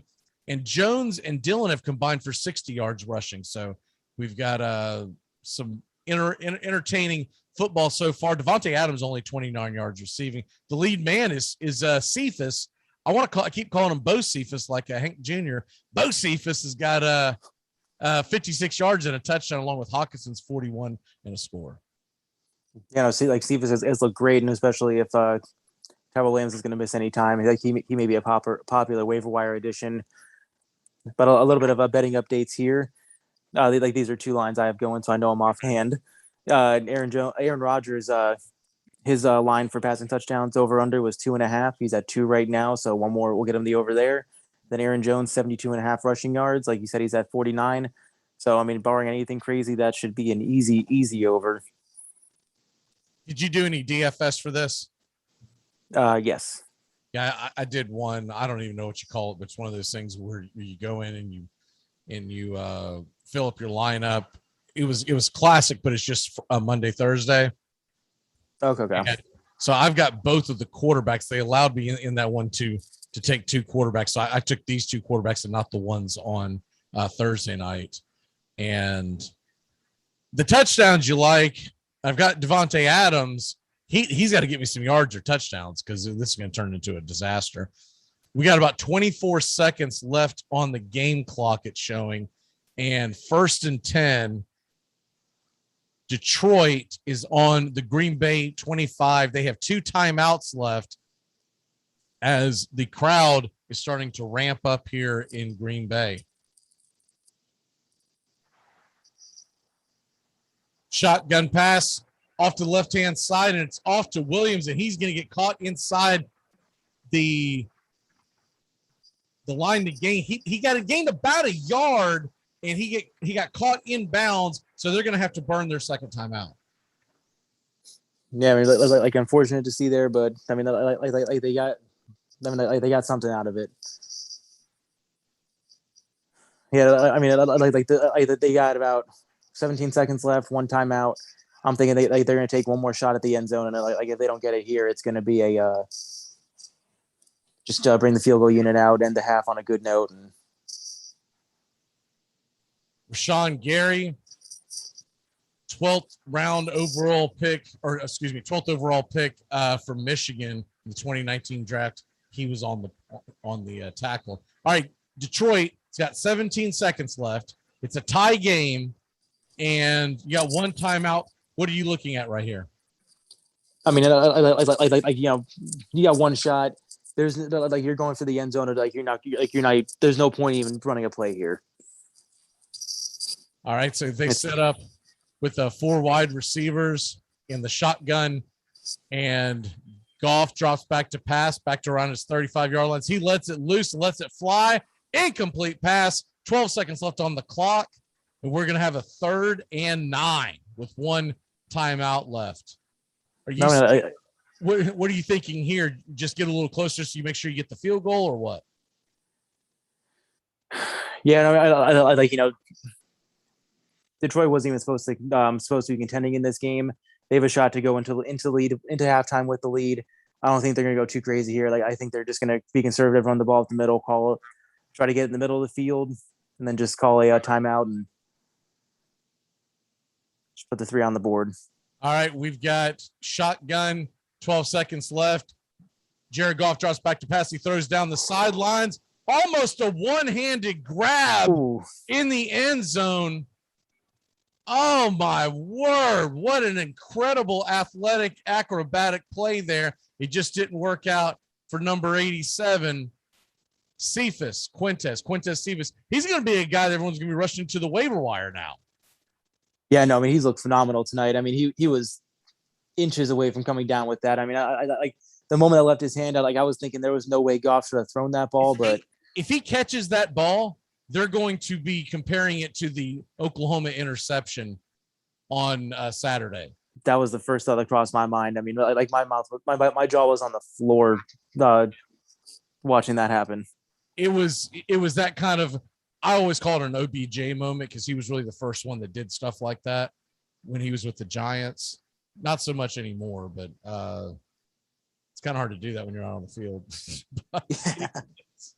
I remember watching OBJ line up, or warm up pregame, and you would see him just do incredible things. Like, what in the world's going on here? By the way, Detroit is lined up for a field goal.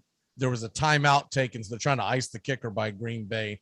Siebert's going to set up for a 43-yard attempt to try to take a 3-point lead. There's 7 ticks left on the clock, and we're going to get the kick here in just 1 second as we line. It doesn't look like there's much wind there at Lambeau Field this evening, and the ball is up, and it is good right down the pipes.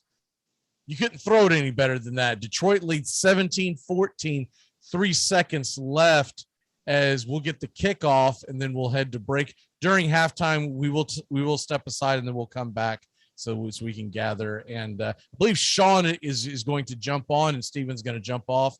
Steven, great job. Your first time doing something like this. What's your thoughts? Oh, no, I mean, this is like I was saying, no one really thought Lions would be even close in this game. And so like the fact that they have the lead going into halftime, we're going to be in for a show in the second half. And I mean, I know they've been really committed to the Packers have been really committed to the run game, but I think Aaron Rodgers he's going to come out with looking for a vengeance in the second half. Amen to that. The Packers, Lions, strangely enough, the Lions, not only have they outgained the Packers, but they've doubled the passing yards. As scrolling across the screen right now, yeah, they've outgained the Packers by about 60. They've about doubled their passing yards. The ball is kicked deep, and that's going to sail out the back of the engine. You have 3 seconds left. I would think Green Bay is going to take a knee. Oh yeah. Unless they're going to do something really goofy. I think of that Hail Mary that Aaron Rodgers pulled off against the Lions about 5 years ago. Oh yeah. The Motown Miracle. Yep. But I would think that he is going to set up. So when he does, we will go to break. We enjoyed having you, Steven. And did you enjoy it? Oh no, like I had a blast. It was a pleasure being on. Well, we will be doing these more in the future, so we'll get it figured out. And great job your first time as a color commentator. We're going to take a break. It's going to half. We'll be back in about 10 minutes, and we'll reset. Sean's going to join me on the broadcast. And a great job, Steven. And hopefully you'll listen along and play along on the keyboard because Brian needs someone to talk smack with. All right, sounds good. I can enjoy the rest of the broadcast. Yes, sir. We'll be back here we're going to the half. We're going to take about a 10-minute break when we come back.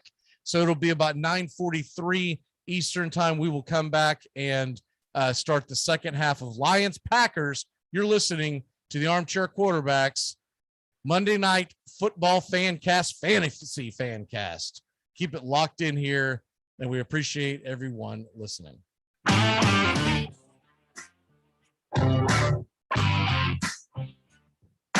Get your Sunday football morning started off right with the Handicappers on Armchair Quarterbacks YouTube, 10 a.m. Eastern to noon Eastern. Your Sunday morning kickoff show where we tackle your NFL lines out in the desert, a 61.2% win rate over the last 6 years. Against the spread, over under, money line, you name it. And we dive into the world of fantasy football year long and your DFS payouts. The only true Southern football kickoff show that talks the spreads in Vegas, your DFS and fantasy, and your year-long quest to win that fantasy football championship. Only on the Armchair Quarterbacks YouTube channel. It's the Handicappers on Armchair Quarterbacks YouTube, 10 a.m. Eastern to noon Eastern. Sundays, all NFL season long.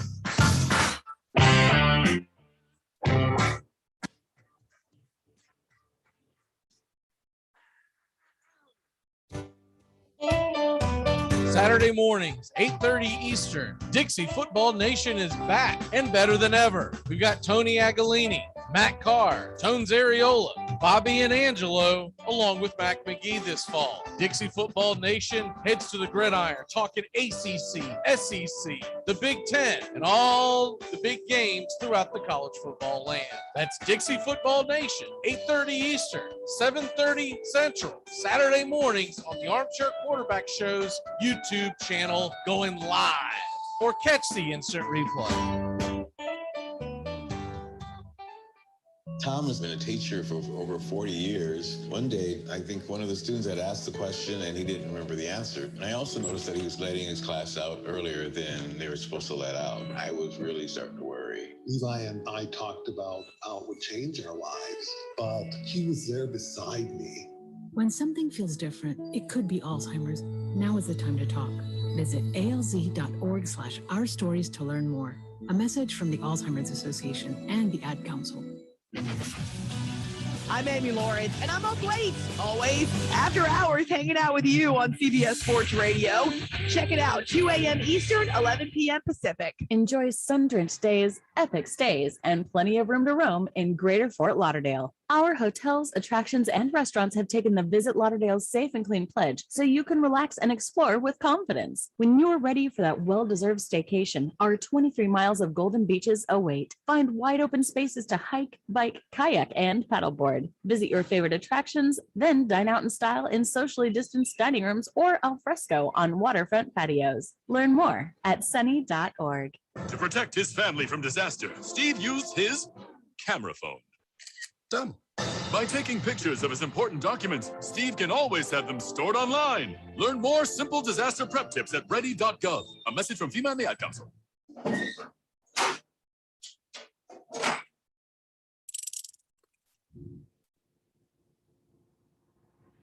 You're talking about a bunch of unproven kids who were in the prom. You know, literally, they were in the prom like 6 months ago at their high school. No, they weren't because they were in lockdown. Exactly. Okay, they were in a. These are promless teenagers. If he's from a Big Ten state, they were in a.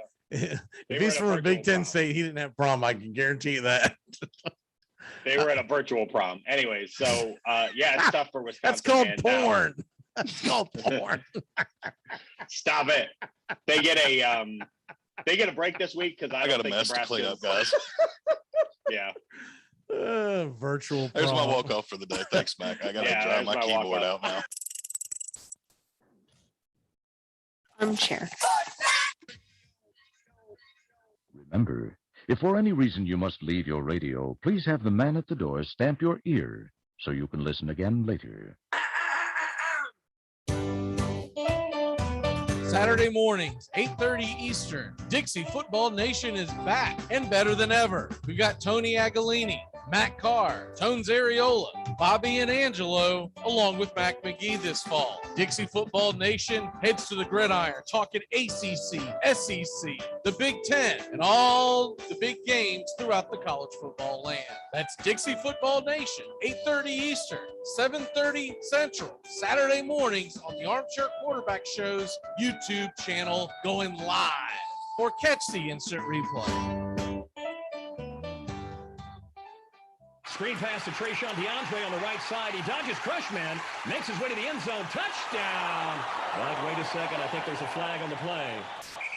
All right, you guys got holding on number 97, right? Yeah, definitely holding. No touchdown. All right, make the call. Yeah, I mean, it was holding. So make the call. Or, we say the flag was for an excessive celebration so they can keep the touchdown and apply the penalty to the kickoff, huh? What do you say? What are you talking about? I didn't see excessive celebration. You sure? Could have sworn I saw a little nay-nay going on. What's going on with you, man? All right, look, guys, I got to be real with you. Trayshawn DeAndre just scored that touchdown. Okay, I have him on my fantasy team this week. I need these points. What? Are you kidding me? No, I'm not kidding you, Bill. I'm playing against my father-in-law this week, and if he doesn't score this touchdown, I lose. Well, I'm not going to let you make a bad call because you're in some fantasy football league. Make the call. Craig, no. If you make one bad call... This works out perfectly, Bill. I started the quarterback who threw the touchdown pass. We're going to have to ignore the holding call. I have the kicker, and I was kind of hoping that he wouldn't convert on third down, so he'd have to kick the field goal. Armchair.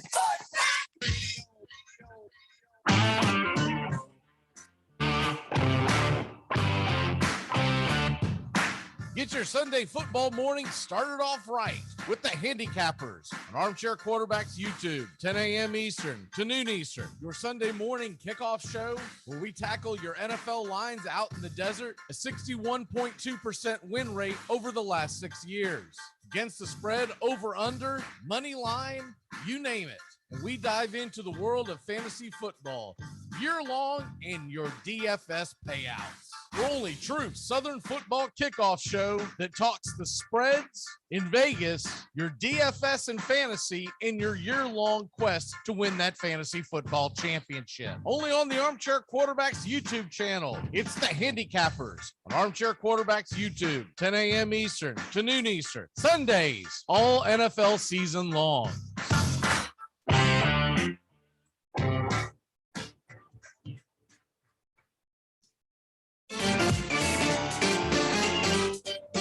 Armchair Quarterbacks on YouTube Live, covering the AFC South and NFC South along with the rest of the NFL. Subscribe and like us today. Your first choice for sports talk live from the First Coast.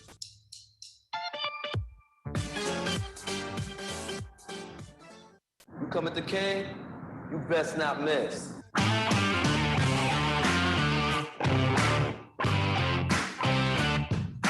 Get your Sunday football morning started off right with the Handicappers on Armchair Quarterbacks YouTube, 10 a.m. Eastern to noon Eastern. Your Sunday morning kickoff show where we tackle your NFL lines out in the desert, a 61.2% win rate over the last 6 years. Against the spread, over, under, money line, you name it. And we dive into the world of fantasy football year-long in your DFS payouts. Your only true Southern football kickoff show that talks the spreads in Vegas, your DFS and fantasy in your year-long quest to win that fantasy football championship. Only on the Armchair Quarterbacks YouTube channel. It's the Handicappers on Armchair Quarterbacks YouTube, 10 a.m. Eastern to noon Eastern. Sundays, all NFL season long.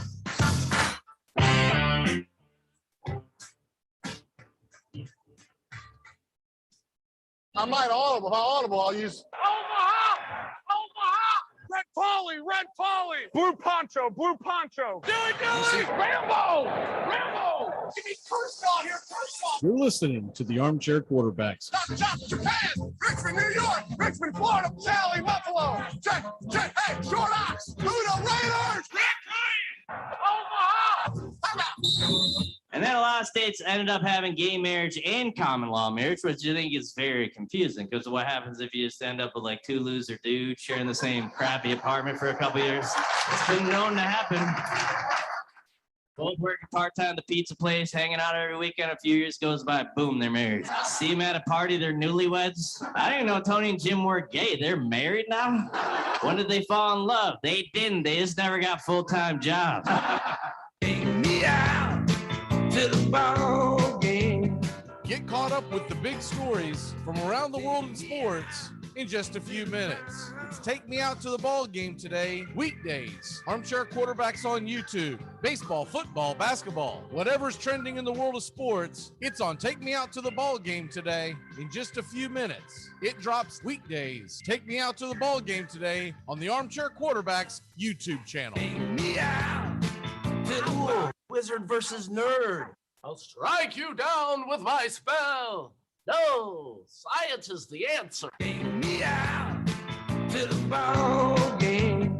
Get caught up with the big stories from around the world in sports in just a few minutes. It's Take Me Out to the Ball Game today, weekdays. Armchair Quarterbacks on YouTube. Baseball, football, basketball, whatever's trending in the world of sports, it's on Take Me Out to the Ball Game today in just a few minutes. It drops weekdays. Take Me Out to the Ball Game today on the Armchair Quarterbacks YouTube channel. Take me out to the ball game.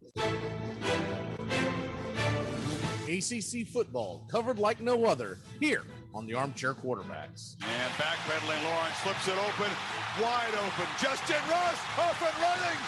The Alabama native wins the foot race, and Clemson strengthens its grip on this championship game. Wow, gut punch by Clemson right there.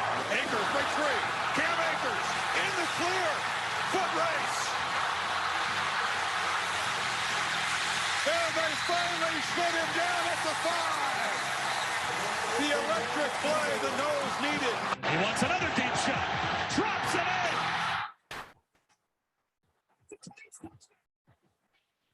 Pitch it to Cersei. Cersei launches into the end zone, and the Yellow Jackets score again. Armchair Quarterback Radio is ACC country.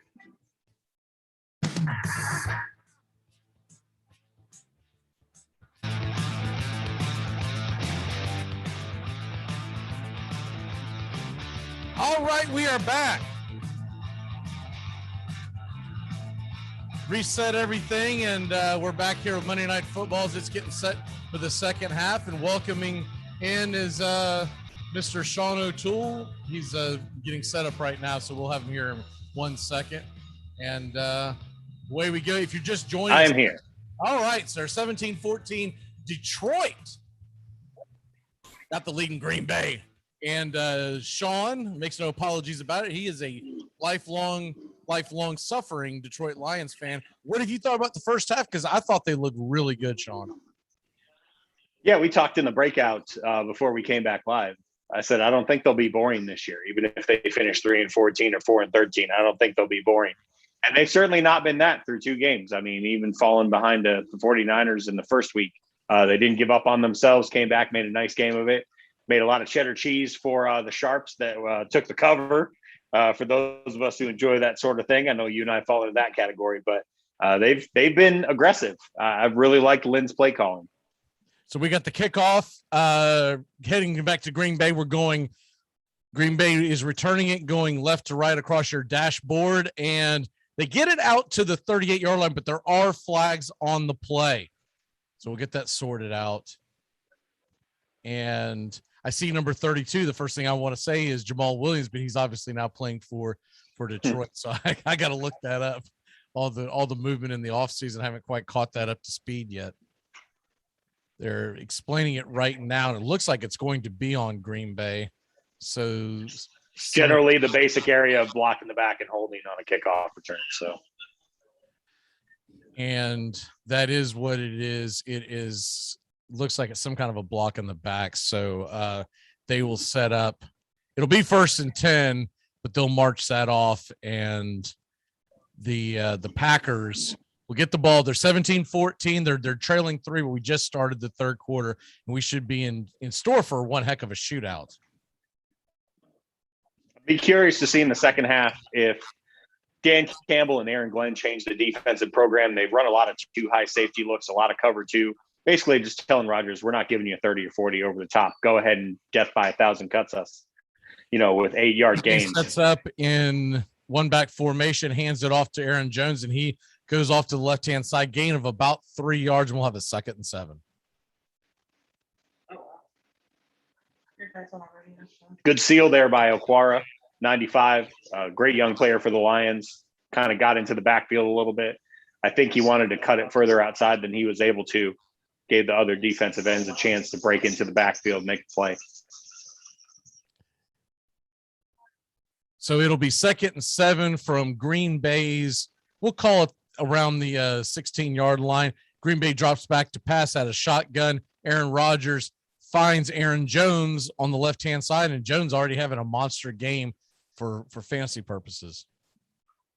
You got him in your fantasy lineup. You are very pleased with what you've seen so far, and his career numbers against the Lions speak for themselves. I don't need to relitigate them, but he has been someone that they've just never really had an answer for. They've never had that speed in the linebacking core to deal with him, especially as a pass catcher out of the backfield. First down from the 26. Green Bay is in a 2-back set, offset on the left-hand side, and the snap, the handoff, Aaron Jones up the gut, and he will pound his way to about a 7-8 yard game. It'll be 2nd down. Just right in the middle. They keep driving right at Anzalone, 34.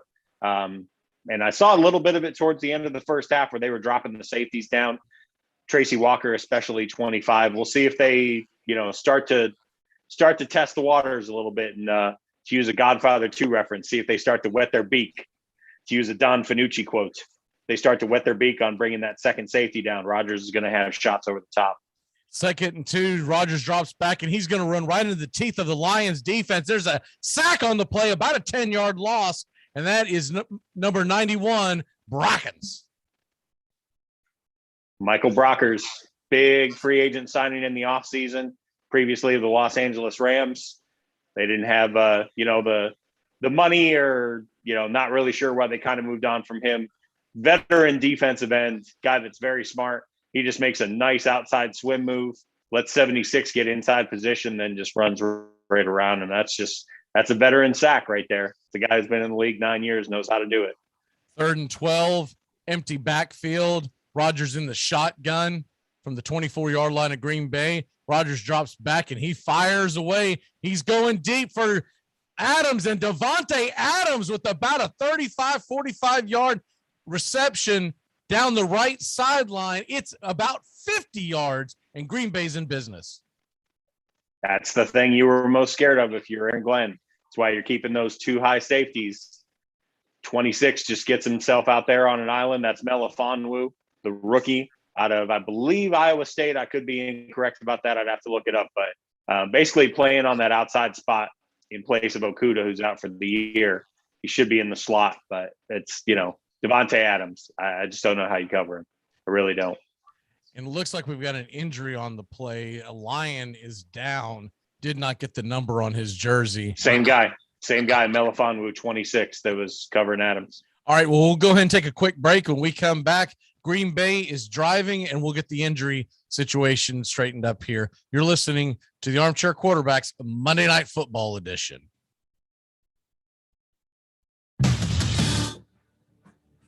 CBS Sports Flash.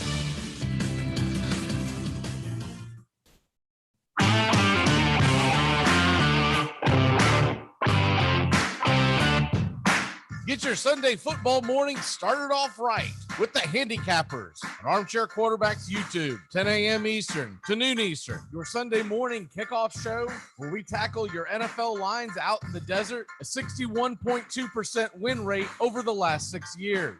Against the spread, over, under, money line, you name it. And we dive into the world of fantasy football year-long and your DFS payouts.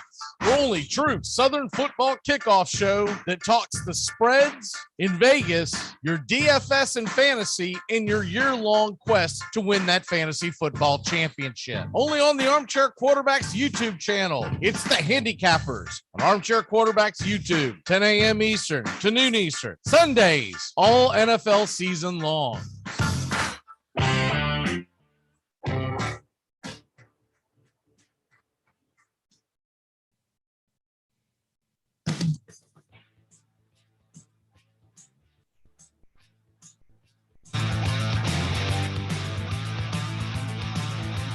Welcome back here to Armchair Quarterbacks Monday Night Edition as we are rolling along here. Sean O'Toole with us. And Sean, we've got a injured player on the field. We'll get that straightened out here in a second. But Green Bay is back in business, down 17-14. What are you looking at here? Yeah, losing Melifonwu hurts because in the defensive secondary, you've already lost Okuda for the year. You're already really thin at this position if you're playing, a second-year guy at an outside corner position and you leave him one-on-one against Devontae Adams. So it's just going to test what is already a pretty narrow and shallow position for the Detroit Lions. I'm waiting to see if Aaron Glenn dials up some pressure again, coming out of that Dennis Allen system. They do like the blitz. He hasn't shown a lot of it yet tonight. Aaron Rodgers hands off to Jones off to the right side, gain of about 2 yards. We'll have a second and it'll be a short 8 or a long 7, no matter how you look at it.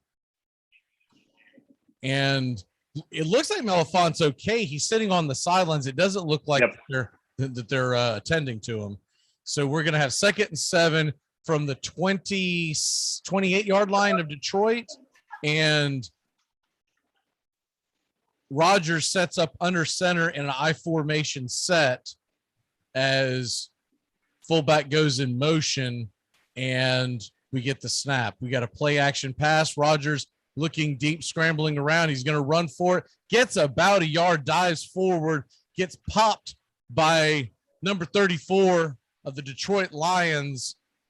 Gains about a yard. I'm not sure if it was worth that yard. I feel like he should have chucked that one out of bounds. Yeah, that's not a leverage play. That's 34 is Alex Anzalone, first or second year linebacker out of the University of Florida. Kind of surprised he dove on Rodgers there because that's, you accidentally even kind of touch his head. That's 15 yards. That's just not a situation where you need to get your hands on him. But yeah, kind of a lost play there for Green Bay. Green Bay Packers set up in the shotgun formation. They drop back on 3rd and 6. He fires it over the middle. It is a touchdown, Green Bay, and it looks like that could be Tunyon. Tunyon, 85. Yep. Robert Tunyon on the catch. 22-yard touchdown reception. Green Bay takes the lead. It's 20-7 Packers. 27 That's just Packers. Excuse me. I don't know. No matter how many times I've seen the throw, it never gets less impressive. He throws a seam ball, especially to the tight ends up the middle of, in between the hash marks, just better than anybody. I mean, there's 3 guys in the area, but he knows where the ball's going and they don't. And he's just on time with it. Not a great defense for it, no matter how you look at it. They set up for the extra point, and it is good. 21-17 Packers. We go to break. We'll be back with the kickoff. Detroit gets the ball back, trailing just 4.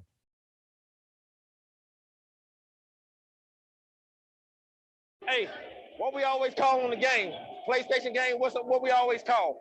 Heads or tails on the PlayStation game. All right, then. You should have told him tails. I thought you told him. No, I told you.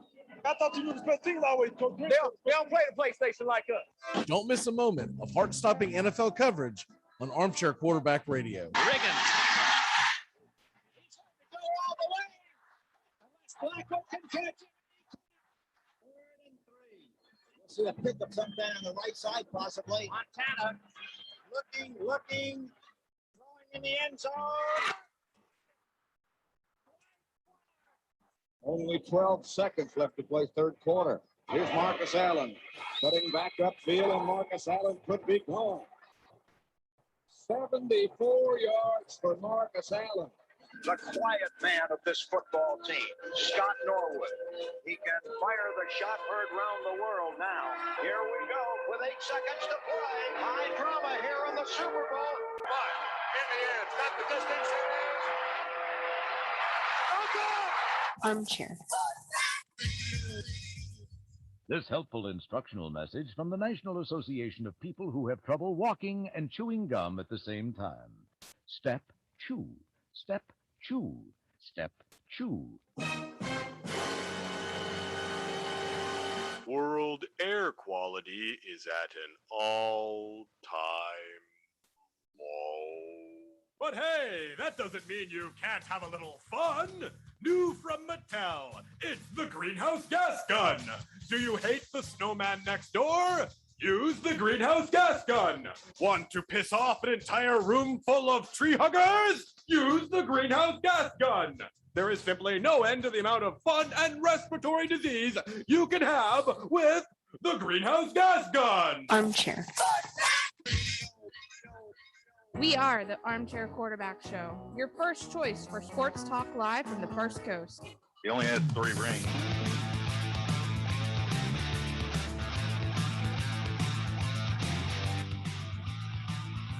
We are back. Packers have taken a 21-17 lead. So you're liking the over. If you took the over was around 49.5 at the half, or 49.5 at kickoff, and we're already at 38. Green Bay kicks the ball deep in this one. We have yet to have a kick return except for the one from a halftime that set up a great field position. So Green Bay. Yeah, right. Go ahead. Yeah, no, I was going to say that one right at the end of the first half has been the only returnable kick so far, which was kind of surprising in that situation that Green Bay didn't kick it deep. I feel like that because they've changed the rules and whatnot, it made it so much easier for everyone to take a knee in the end zone, that when someone does run it almost takes them by surprise. We have 1st and 10, shotgun formation. Goff is going to take it. He has a keeper on the left-hand side. He's going to stumble right behind Hawkinson, well past the first down marker, gain of about, we'll call it 17. If you took Jared Goff over 7.5 rushing yards at Vegas, you just did real well. I don't know that anybody expected a run-pass option with Goff running it. That's a real inventive play call right there by Dan Campbell and Anthony Lynn. 17-yard gain, and it is going to be 1st and 10 Detroit at the Detroit 42-yard line. 9:41 left here in the third quarter. Under center, one back offense, play action pass, Jared Goff. Play action, and he hits Williams out of the backfield for about an 8-yard gain. It'll be second and very short. Jamal Williams, very, very good pass catcher. There, a lot of pressure, especially up the middle on Ragnow 77. It's a good decision by Goff just to get the ball out of there, get some positive yardage. He's been really crisp tonight. I think he's only got 2 incompletions. One of them was the intentional grounding. He's just really, he's taken what's been in front of him. Hasn't taken any crazy risks. Really, really been impressive. We're setting up here for 2nd and 4, about 8:52 left here on the clock. We got the pitch right side, and off to number 32, Swift. Swift gets stopped for little or no gain. We're going to have about 3rd and about 2. Had a couple of big guys out there trying to seal the edge. Hawkinson and Ragnow pulled out as well, 77, but just couldn't get enough on the edge. And Swift didn't make a swift, no pun intended, declaration as to which hole he wanted to hit. Just kind of ran laterally, gave Green Bay a chance to catch up and make the tackle. Big 3rd down here.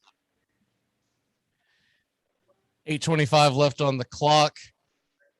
Detroit sets up at the 50-yard line and shotgun formation.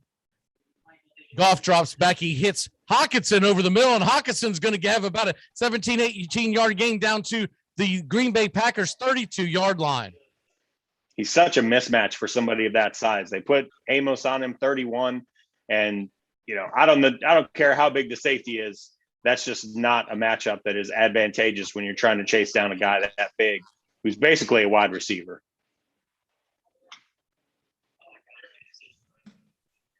I was having some issues. I believe I'm back in the game here. We got 7:38 left on the clock, 1st and 10, and Detroit on Green Bay's 34. Goff drops back to pass. He throws it deep. It's going to be way out of play, uncatchable for anyone, even the diving safety. So we'll have 2nd and 10 from Green Bay territory, and this is turning into one of the more exciting football games of the season so far. And that's saying something given what we've had just this week. I mean, just last night, Chiefs Ravens. that was kind of a busted play there by Goff. I don't know where he was trying to go, but Hawkinson's not that kind of a receiver. They don't run him on that kind of a fly route. He must have thought Cephas was doing something else because Cephas was in the middle of the end zone all the way on the other hash mark. Detroit, 2nd and 10 from just inside the 35-yard line, about 7:27 on the clock, and it looks like that the play clock expired. Did they get a timeout, or is that a delay of game? We'll see. We'll see as the refs could get that cleared up. I don't see a flag. They gave him a timeout. Okay. So we do have a very quick timeout. We won't go to break because it's going to be it'll be a 30-second timeout. So Detroit sets up here. What are you looking for the Lions to be able to move that ball in and at least make this a 1-point game? Yeah, Sievert's been reliable, but he's not exactly Matt Stover out there. You want to get some more positive yards. I'm looking for something that goes to Hawkinson here again. I would kind of keep an eye on Khalif Raymond, who's 11 and might be in the game. I see him in the package right now that's on the field. He's a guy that they love to run those hitch routes with, those 5-yard outs, and then try and let him make something happen with his legs. That's going to be the kind of stuff I'm going to look for down here. You're not going to see those big hole shots from an Anthony Lynn offense. He's going to try and bleed you 7 to 10 yards at a time and with yardage after the catch. Detroit sets up 2nd and 10 from the 34-yard line with about 7.5 minutes to go. They hand it off to DeAndre Swift. He dances, and back again. Gains about 2 yards off the right-hand side. We'll have 3rd and a long 7 or 8. It's an interesting call there. It's a calculated risk. I think you're trying to catch them napping, being in kind of a 4-wide personnel. You got 3 wide receivers on the field and 1 tight end, and he's split out. So definitely tried to catch Joe Barry, asleep at the wheel a bit there, but tackling was in the backfield and was on point. Swift didn't have anywhere to go. Detroit trailing 21-17, 6 minutes, 46 seconds left here in the third quarter. Shotgun formation, 1 back set, and Jared Goff drops back to pass. He gets the completion down to about the 25-yard line. That looks like that's going to be about a yard short of the first down. Yeah, that's the rookie out of USC, Amon-Ra St. Brown. Good catch, but not the best awareness to make sure you get past the first down marker. Could have kind of made a move and got up a little bit more. He did have to reach out for the ball. I think that's why he went down. We'll see if they go for it here. Dan's been very aggressive inside the 35 this year. Looks like they are, because the Green Bay Packers crowd is going wild as we get set here for a 4th and 1, and the Lions are in a 1 back set out of shotgun. Goff drops back to pass, fires it on the right-hand side, and it is dropped by Quintez Cephas, who's had a heck of a night, but just couldn't haul that one in. Yeah, it was a little bit outside the shoulders. Bit of a tough catch for a second-year receiver, but one you definitely got to bring in that situation. I think he threw it a little bit before Cephas hit his break, and he wasn't quite out of his break enough to be ready for it. He had to reach for it. Tough outcome, but you like that about Dan, that he's aggressive. Are you shocked that they didn't kick the field goal? Because not at all. You're down 4. If you kick the field goal, even if Aaron Rodgers scores on this next possession, you're still within a touchdown. Now, if he scores, he makes it a much more difficult game to come back in.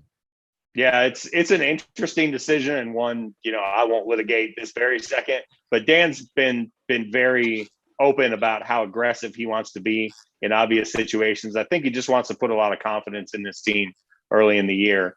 It's not a decision I would have made. I certainly would have kicked the field goal. If we're just putting our Madden hats on, what would you do if you're playing Madden? I kicked the field goal in that situation. There's no way I'm going for, man. I'm like, nah, man. He has seen me run that rub route one too many times. So I'm going to go ahead and get my 3 here in hope for a turnover.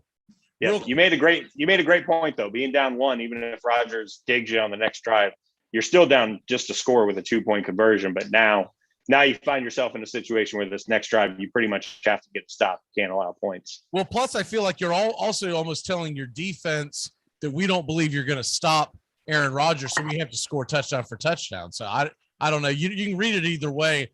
Real quick on the scoreboard, Major League Baseball, Rays lead the Blue Jays 6-2, top of the ninth, excuse me. And the Cardinals are pounding the Brewers. They are on fire, 5-2 in the ninth inning. The Rangers have came back. They're down just one run to the Yankees in the eighth. And Reds 6-5 over the Pirates in the sixth. Nationals and Marlins, no one really cares. So we'll move on to games of relevance. And the Orioles beat the Phillies. So if the Atlanta Braves, who just started their game, they're in the second inning out west with Arizona, no score, they could take advantage of that. Getting the weirdest sense of deja vu watching the Cardinals win all these games in September. It's really, really making me uncomfortable. I got to tell you, as a Tigers fan who lost to them in the 06 World Series and has just seen them make the playoffs more times than I can count when I thought they were dead in the water. I mean, we crossed them off. I'm for it if that means that they're going to knock the Dodgers out of the playoffs. It gives someone else a chance to win one this year, right? Maybe. All right, we're setting back up here. It's 1st and 10. Packers have the ball, and after the kickoff, went out of the back of the end zone. Rodgers drops back to pass. He's going deep to MVS. Incomplete. Out overthrows him by about 2 or 3 yards. Had him wide open on the play. Had the rights all alone. Just a beautiful route by MVS there, but Rodgers completely missed him. Just put a little bit too much air on it. Not something you see out of a quarterback with his list of accomplishments. It's rare to see that kind of a whiff. So Green Bay, 2nd and 10. 5:47 left on the clock here in the third quarter. They got a 4-point lead. Shotgun handoff to, it looks like they're just trying to get the ball into MVS's hand. No, I'm sorry. That is Aaron Jones. Aaron Jones off the right-hand side. It looked like 83 for a second. So he gets stuffed, and it's 3rd and long. Good cap there by Williams. Williams getting in the backfield, making some noise. That's Nick Williams, free agent signing. I believe they got him from the Chargers. So we're going to have a 3rd and very long, about a 3rd and 14, and the Packers are set up here. Looks like there's a flag on the play, so we'll get that straightened out and we'll reset.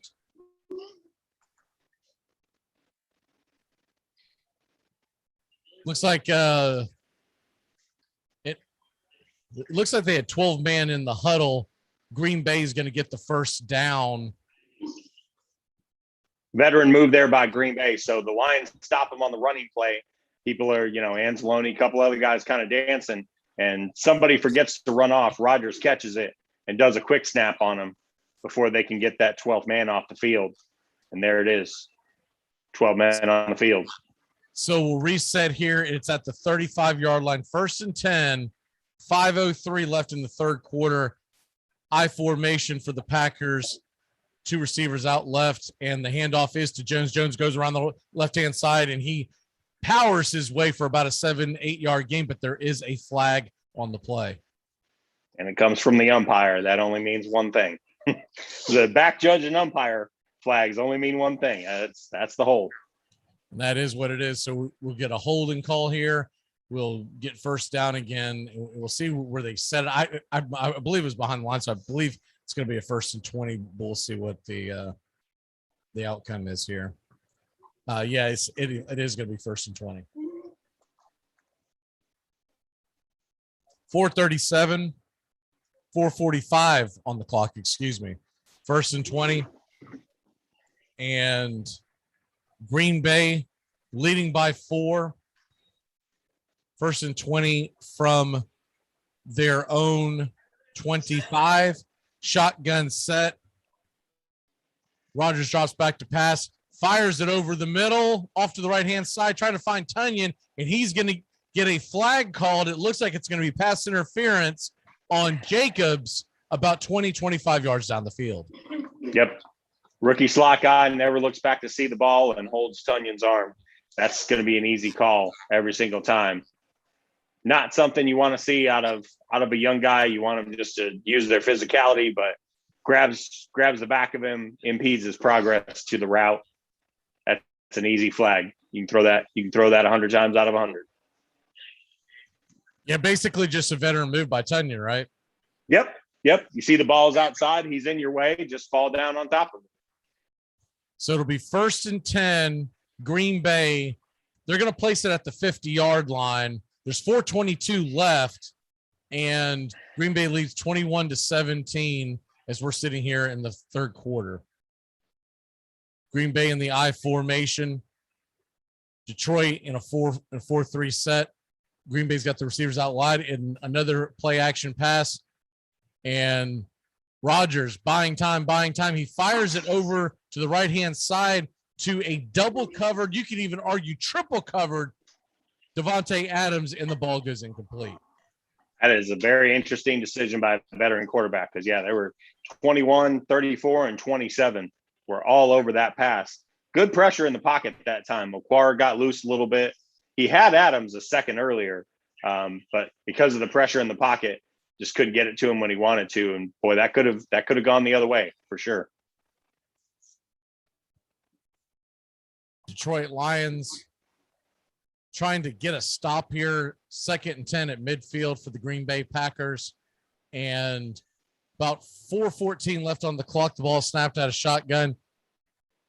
It looks like Randall Cobb for about a 3-yard catch over on the left-hand side. And we'll have a 3rd and about 7. Nice form tackle there by Anzalone, 34. Just wraps him up around the waist, takes him down. Nice to see Randall Cobb back in a Packers uni. I don't say that often, but he had some great moments for the franchise. This would be a spot I'll be curious to see if Glenn dials up some pressure. Nope. Green Bay drops back. They fire over to the right-hand side. It's going to be a 1st down. I think that might be Cobb again. And it is Cobb for about a 10 to 11-yard gain. And Packers are moving the ball into Detroit territory with about 3.5 minutes left here in the third quarter. It's the 3rd time in this drive that Rodgers has fast counted them and gone into a no huddle or a quick set, seeing that Detroit was trying to get guys off the field or trying to change their personnel. Just veteran stuff from a great veteran quarterback.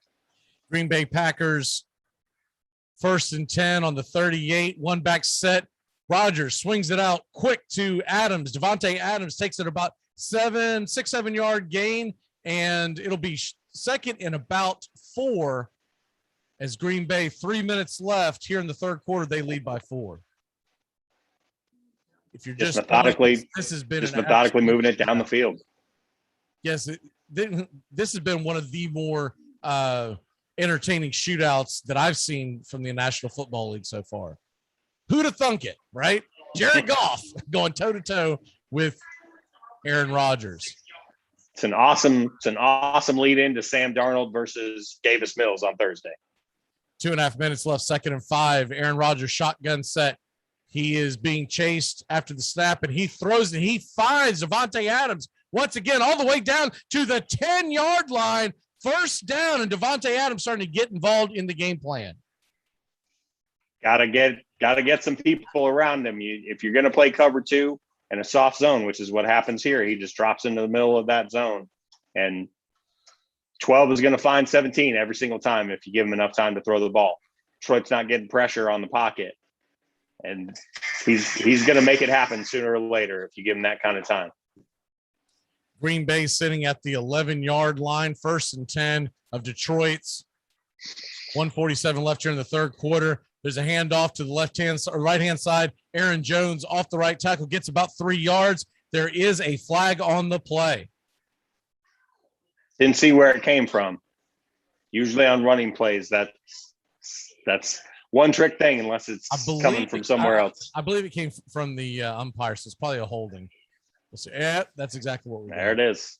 Holding, and so we're going to get backed up. It's Royce Newman, number 70, with the hold, and we're going to have, now it's going to be 1st and a long 20.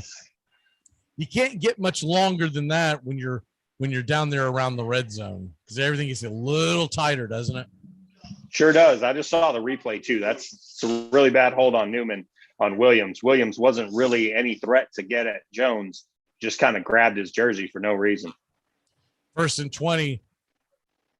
Rodgers under center, single back formation, play action. He's being chased out of the pocket. He runs to his right. He's going down to the 20, the 16-yard line, out of bounds, but we've got another flag. And Rodgers is pointing in the secondary's way, but we'll just see if is that jockeying for a call, or is he actually saw something. They're zeroed in on number 34. Yeah, it looked like it was the side judge. So I wonder if this is a defensive holding this time, because usually when it's coming from a side judge, it's an interference or it's a defensive hold. Looks like it's a hold from on Alex Anzalone. Yep, Anzalone, 34. Yep. Tough one. I think he was trying to go to either Dillon or Jones there. I didn't see who it was out in the flat, but Anzalone must have got his hands on him and interrupted his route. Anzalone previously with the New Orleans Saints. And to give someone a better picture, he's got Clay Matthews type of hair coming out of his helmet. Rock and roll, baby. We got first best way to say on the 11-yard line. Aaron Rodgers hands it off up the gut to, looks like that is, yes, it's Aaron Jones, and he's going to get stuffed, so you're going to have second and about 10. Good job filling the middle there from the Lions. They just stick those guys right in the center and say, we dare you to run outside, make us set the edge. Detroit's been tough to run on up the middle. When they've been beaten on the edges for the most part, even in week 1 against San Francisco. I think they had 70% of their rushing yards over tackle. Do you think that calls to their head coach's personality? I think nobody wants their kneecaps bitten. Yes, absolutely. We got a shotgun formation, 16 seconds left here in the third quarter. They're running a flood option over on the left-hand side, and Aaron Jones is going to run underneath it. He catches the ball, swing pass out of the backfield. Touchdown, Green Bay. His third touchdown reception of the night. And you got to figure he's about to do another Lambeau leap. So, yep, there he goes. There he absolutely goes. And you can hear the crowd going wild, can't you, Sean? One more time up into the stands with Senior Cheesehead. No reason not to. Look, this is, if you're any defense, much less the Lions defense, you got a flood concept left. Who's going to take Jones out of the backfield? And you get, Jamie Collins out there. Jamie Collins was a great player for the Patriots, but he ain't equipped to handle Aaron Jones. Mason Crosby makes it 20-18 with the extra point. We're going to take a quick break. When we come back, it's the Lions' turn to get the ball, only down 11, and Jared Goff has been operating. So we will be back in a flash here on the Armchair Quarterbacks Monday Night Football. Hell is filled with people like you. This is Sean O'Toole with the Armchair Quarterbacks. Catch me drive time with Mac McGee, the Armchair Quarterback radio show and Facebook Live. Big news and the big games covered in the Big Ten by the Armchair Quarterbacks all year long. Third down at about 22. As Smith drops the ball, he's got his tight end. But he's got Carter. Leads the first touchdown. The Carter, 71 yards. Now State's lead 7-3. There we go. Ohio State, touchdown. That's that old 1-2 punch. You make two the first time. In his career, Lorenzo White 15 times rushed for 100 yards in a half. 5 of those this season. On 2nd and 10. He's open. All the way to the 6-yard line. Big Ten football covered in the Southeast by the Armchair Quarterbacks. All right, ladies. There's only one spot left in my fantasy football league and 2 of you. Why don't we flip a coin? I prefer a more old-fashioned approach. 2 of you walked into this room, but only one's walking out. No, I was kidding. No, I was kidding. Tom, you're in the league. Bill, you're insane. Armchair.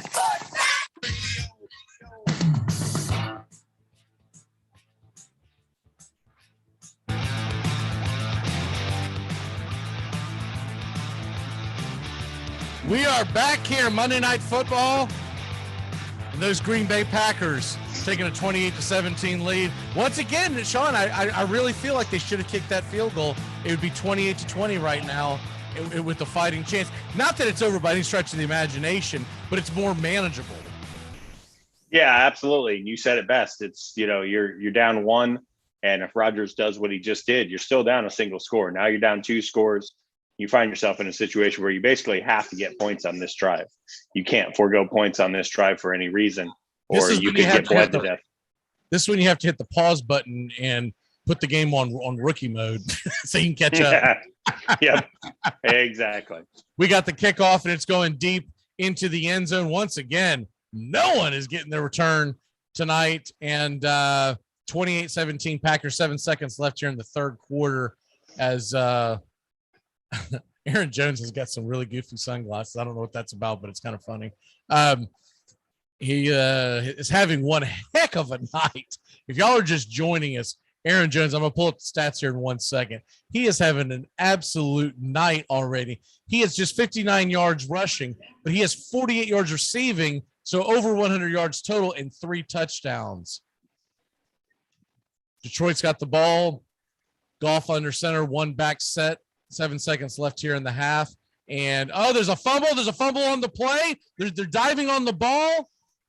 And Green Bay says they have it. The refs say they have it. And it looks like Green Bay has come up with a fumble, a costly turnover, as Jared Goff tries to pull himself up off the turf. What a terrible turn of events for Detroit. It's a horrible moment for that kind of a mistake. I don't think it even hit Goff's hands. It looked like he never even touched the ball because he immediately looked down as soon as the snap came up. I wonder if this is a bounce off situation. Nope, hit him right in the hands. Yep, hit him right in the hands and just slipped out and went in front of him, and he couldn't get to it. Somebody kicked it. Barnes, like 51, falls right on it. It looks like there's a little bit of rain in Green Bay right now, just a slight drizzle, so that may have played a part into it. You gotta get some spider tack on your hands. Yeah, Green Bay will have the ball at the 23-yard line. 4 seconds left here in the third quarter, leading 28-17. And Aaron Rodgers hands it off to Aaron Jones, and Jones muscles his way ahead for about 2 or 3 yards. That'll end the third quarter. We're gonna take a break. When we come back, we got the fourth quarter. It ain't over yet, Lions fans. You're listening to the Armchair Quarterbacks Monday Night Football edition. So imagine how much I'm actually making to play. You know what I'm saying? No, I got to get my money. I'm not playing unless I get mine. It's not worth it. It's not. For the first time in 39 years, the Boston Bruins have won the Stanley Cup. The zone. To win the Stanley They score with 28.8 seconds left. The lead will tie the game. McCarty draws. McCarty in. McCarty. Give us a go. Down McCarty. Armchair Quarterbacks Radio, covering the NHL like no other.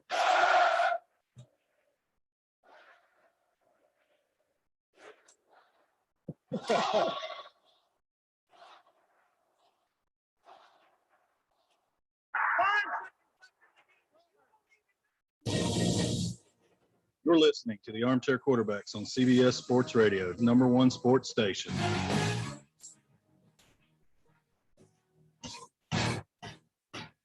I can't file. I can't type. I don't take dictation. I won't sharpen pencil. My boss calls me indispensable. Miss Jones, Just a minute. will you make a copy of this? Naturally. I push the button on the Xerox 914. I make perfect copies of whatever my boss needs by just turning a knob and pushing a button. Anything he can see, I can copy in black and white on ordinary paper. And am I fast? I can make 7 copies a minute. Sometimes my boss asks me which is the original, and sometimes I don't know.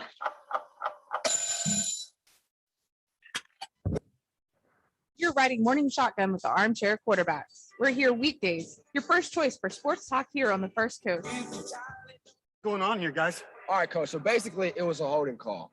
But these dudes started me in their fantasy league, which is cool because this dude started our quarterback, but he started our kicker and I started their defense. So it's kind of a pickle. Compromising the integrity of this game with your fantasy football leagues? Listen to me. If there was holding, you make that holding.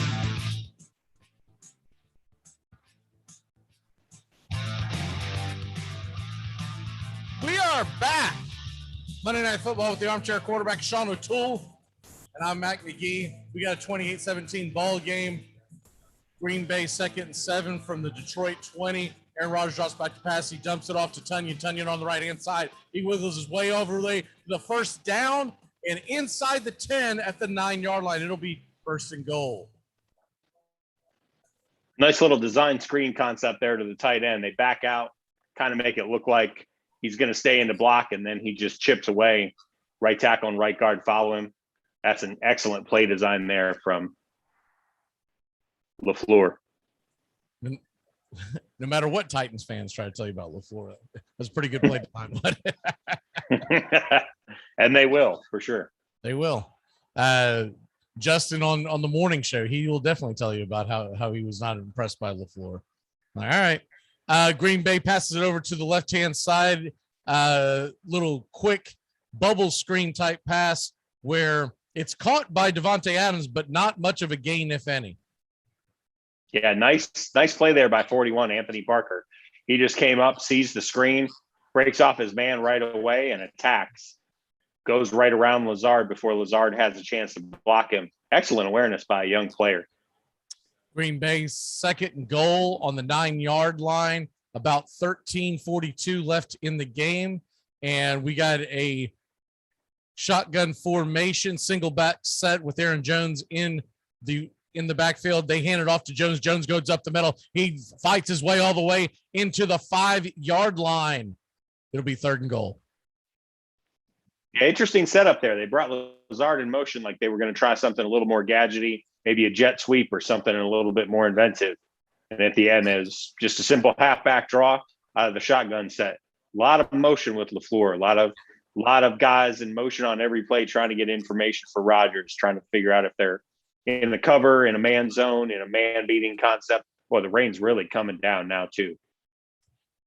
12:57 left here in the 4th quarter. Packers up by 11 inside Detroit's 10-yard line, 3rd and goal. And we're in a shotgun formation. Rodgers drops back. He fires it into the end zone towards Davante Adams, but there is another flag on the play. And I don't know about this one, Sean. It wasn't a catchable ball. He threw it at his feet and behind him. That's a really questionable flag throw there from the side judge. Oruwariye, who's a rookie or second-year player, really is upset with that call, and I don't blame him because Rodgers didn't even throw that in a manner that ball was catchable. I'm going to call that a reputation penalty. Probably. That was Rodgers. That was Adams getting the benefit of the call. That was a terrible, terrible, terrible call. And Green Bay is now set up pretty. 1st and goal on the 2-yard line. They do set up in a shotgun formation. 12:45 left on the clock. And as 13 goes in motion, Rodgers gets set. He hands it off to Aaron Jones inside. He will power his way into the end zone. His 4th touchdown on the night. His 1st rushing. He's a monster tonight. He's got a long history against the Lions, and he's adding to that legacy this evening. He has been all over the place. Little slow getting up, which is not something you want to see if you're a Packers fan. I don't know if somebody fell on his leg. He's probably tired. He's like, hey, man, do y'all know we got this A.J. Dillon guy on the roster? I ain't got to do it all, do I? This isn't the fantasy championship, but big play there. Brian keeps mentioning that I think he's playing you in fantasy, and he's coming back, and I think he's got Aaron Jones, and he was down 11 points about 5 or 10 minutes ago. So I don't know. He's commenting in the thread, so I don't know what that did. We'll figure that out here as they head to break. But we're going to stay here with you, talk about the game so far. So we're 35-17.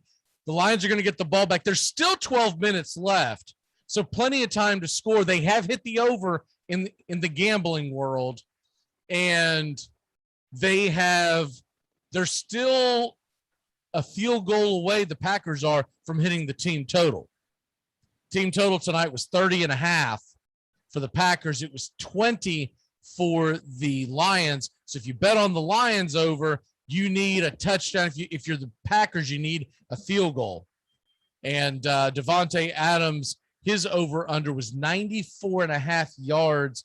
And I'm trying to look it up now to see exactly where we are on the stat sheet as I get it refreshed real quick. And he has cleared that, baby. 106 yards, 7 receptions. I needed a big night from him, but he hasn't scored a touchdown. So it's not going to be big enough. I can tell you that right now. I don't know much, but I know one thing. That's not going to be enough. So Aaron Rodgers, by the way, where's he at? He's at 232 yards and 4 touchdown passes. He also has 6 yards rushing. Yeah, I need another 60, 70 yards to be able to clear that prop bet. So we reset it for you now, and the Packers are up 18, but there's still 12:42 left. Detroit does still have both 2 timeouts left. The one that they had to kill early in the second half may come back to haunt them. But you got to figure that at this point, Sean, are you not going no huddle at this point?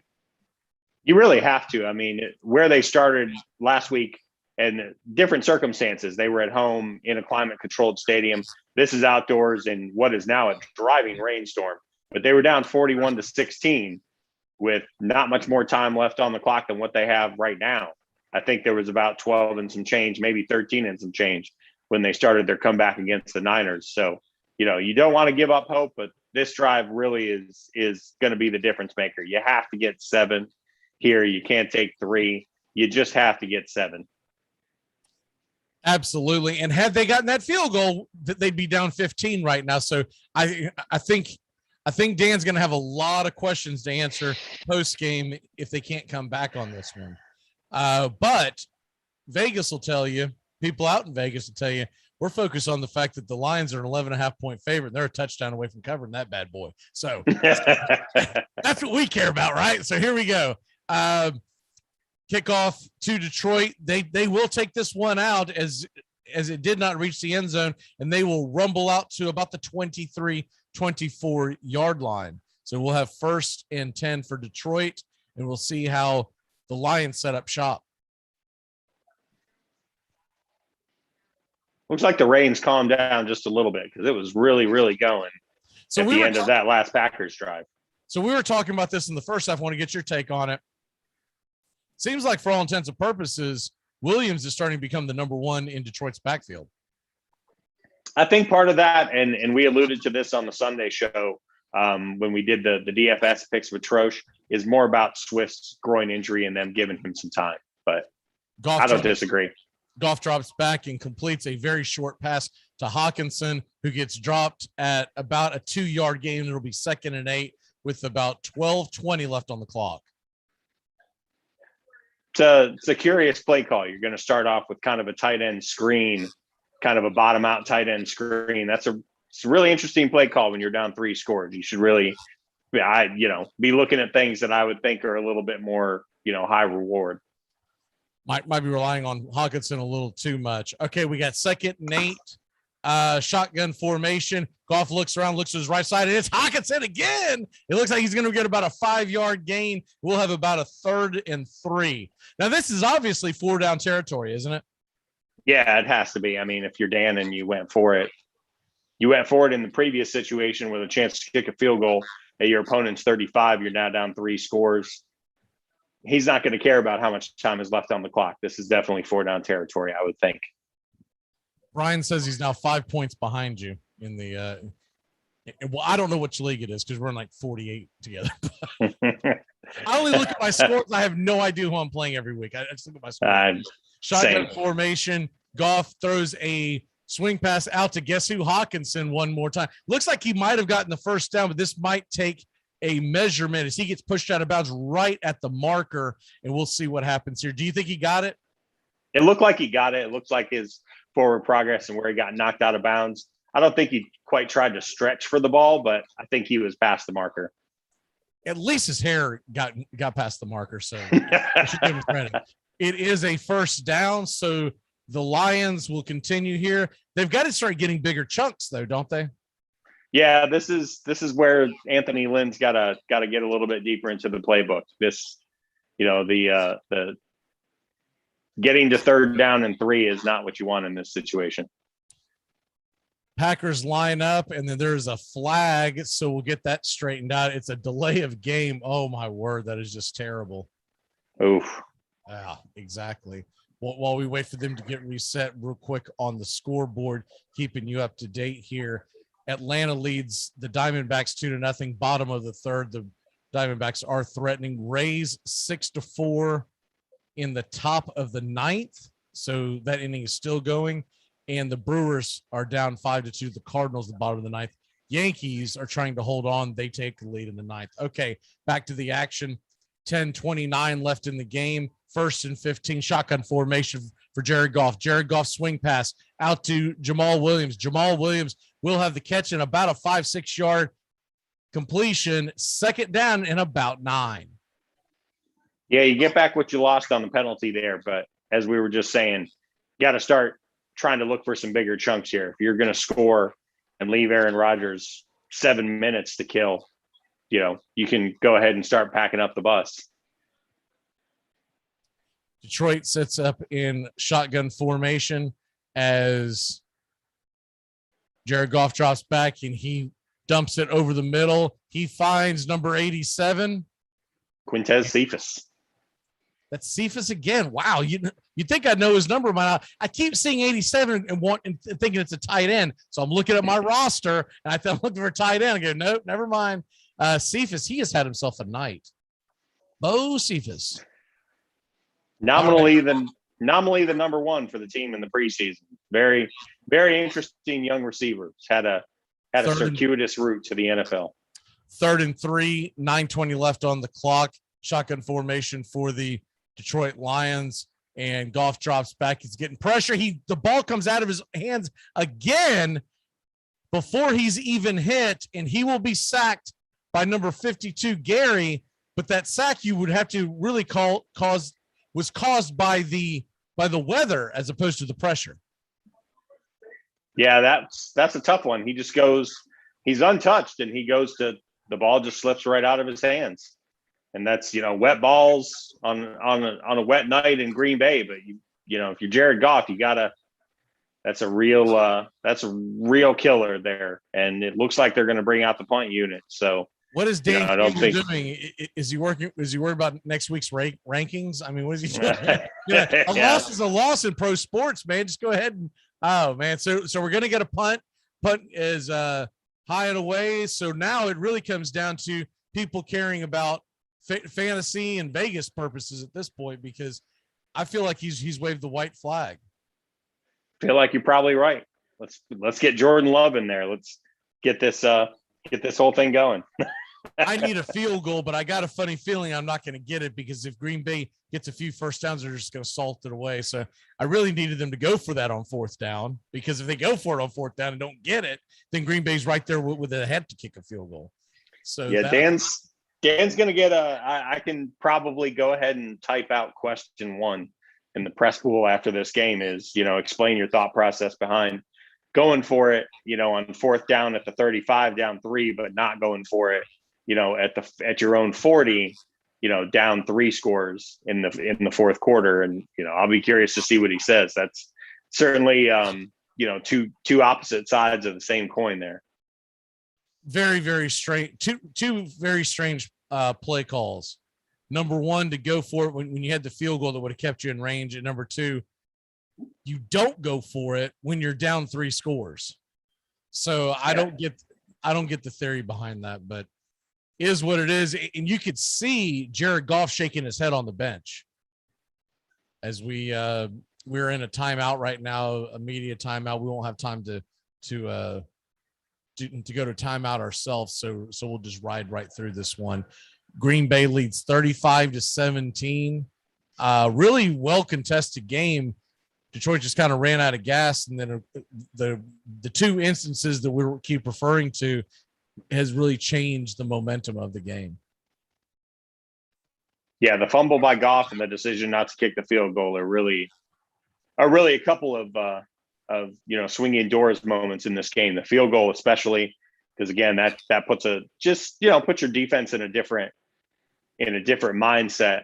I think if you kick the field goal there and say, "Hey, we trust you to get a stop," as opposed to going for it and saying we're not sure that you can get a stop, that's you alluded to that very, very well, and I felt the same way about it. And then Goff's fumble was just a tough one. I didn't think he touched it, and then when I saw it back on replay, just hit him right in the hands. It's wet football on a gross night in Green Bay, but you got to have more control than that. Now, Detroit at one point had lost 24 in a row to Green Bay, but they've won 3 of the last 6 in Green Bay. So you thought they might have a chance. As we're coming back from break, real quick update on the scoreboard. Yankees win, Rays win, Cardinals win, and the Phillies lost as Atlanta is out west.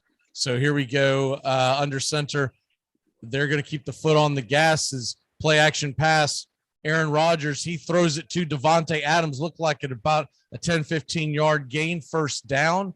And just so you know, Sean, he says that he has Rodgers and Jones, and you have Devontae Adams and whatever. And it looks like the sleeper dynasty. So gotcha. Clarification for people who really don't care about what's going on in our fantasy teams. They'll all be able to rest easy tonight. Well, thank God we got that straightened out. I was wondering who Brian and Sean were ahead on their fantasy teams. We got 7:41 left here in the fourth quarter. It's 1st and 10. Aaron Rodgers hands it off to A.J. Dillon. It might become A.J. Dillon time between the tackles. It's an 8-yard gain and second and very short. Yeah, you can tell the sign of a team that feels kind of the life draining out of them when you see that many missed tackles in the backfield. Anzalone and I think Flowers both kind of had him, one on each side of him in the backfield, and they both kind of olayed him a little bit, and he got loose for an 8-yard gain. That's the stuff that happens when you're down a couple scores, you're on the road.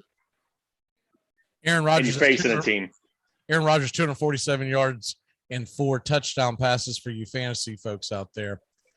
2nd and 2. Green Bay sets up in a 2-back set, offset with the fullback, play action pass. Aaron Rodgers being chased. He goes off to his right-hand side, directing traffic, passes it and completes it to A.J. Dillon, Boston College Golden Eagles, A.J. Dillon. Good pass catcher. Interesting that's not. Probably a starting running back on almost any other team in the National Football League. Yeah, absolutely. It's funny, 2 days in a row we've seen this with multiple running backs on the team that are kind of you wonder if they're of equal quality. I caught that Dallas Chargers game yesterday, and hard to tell who's the 1 and who's the 2 there between Pollard and Elliott watching that game back. A little more finite in Green Bay. Green Bay sets up in the 1-back formation, and quick pass off to the right-hand side. That pass is out there to number 19, and that is Lazard, I believe. It is Lazard.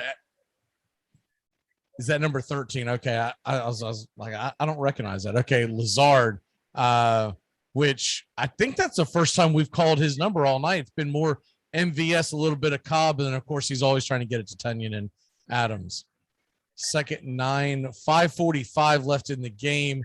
Packers have it close to midfield. They set up in a 1-back formation. MVS goes in motion, and Dillon's still in the backfield. A.J. Dillon takes the handoff in between the tackles. He is spun around and will barely get back to the line of scrimmage. It's going to be 3rd and long. Nice tackle there by Jamie Collins, one of the many guys whose number I forgot because he switched to an offensive number this offseason, wearing 8, and previously won, I believe, 53 or 55 for most of the time he'd been with Detroit. Still gets me all the time. Green Bay, 35-17 lead, 5 minutes left here. Really what's left here now is any bet you laid down and any fantasy you got going. Green Bay in a empty backfield. as Aaron Rodgers, it looks like he's trying to draw someone offside. He's going to call a timeout with 4:46 on the clock. We'll take that timeout with him. We're going to take a quick break. We'll be back here on the Armchair Quarterbacks Monday Night Football.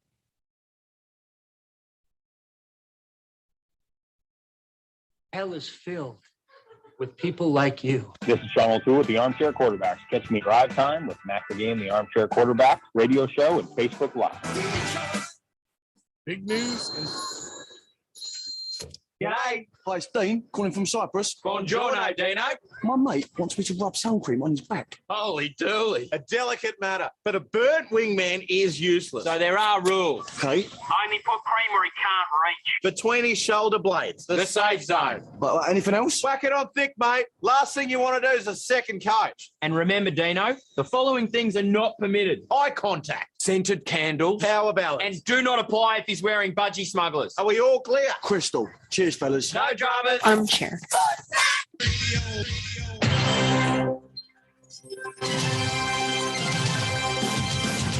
Yeah, I don't get that logic of rooting for your competitor to be successful. I think I understand the balance of having your conference stay strong. Look, if it's a sport that I'm like, well, we're never going to be any good, then okay, whatever. Right. But it's stupid. If you really think Duke Blue Devil basketball fans go, come on, Carolina, let's get one. Let's get a championship. It's stupid. It's the dumbest thing on the planet. This is Armchair.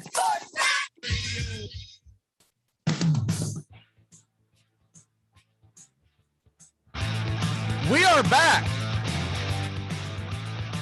Monday Night Football. Appreciate everyone who has stayed along here for the ride. The Green Bay Packers, they lead 28-17 with about 5 minutes left in the game.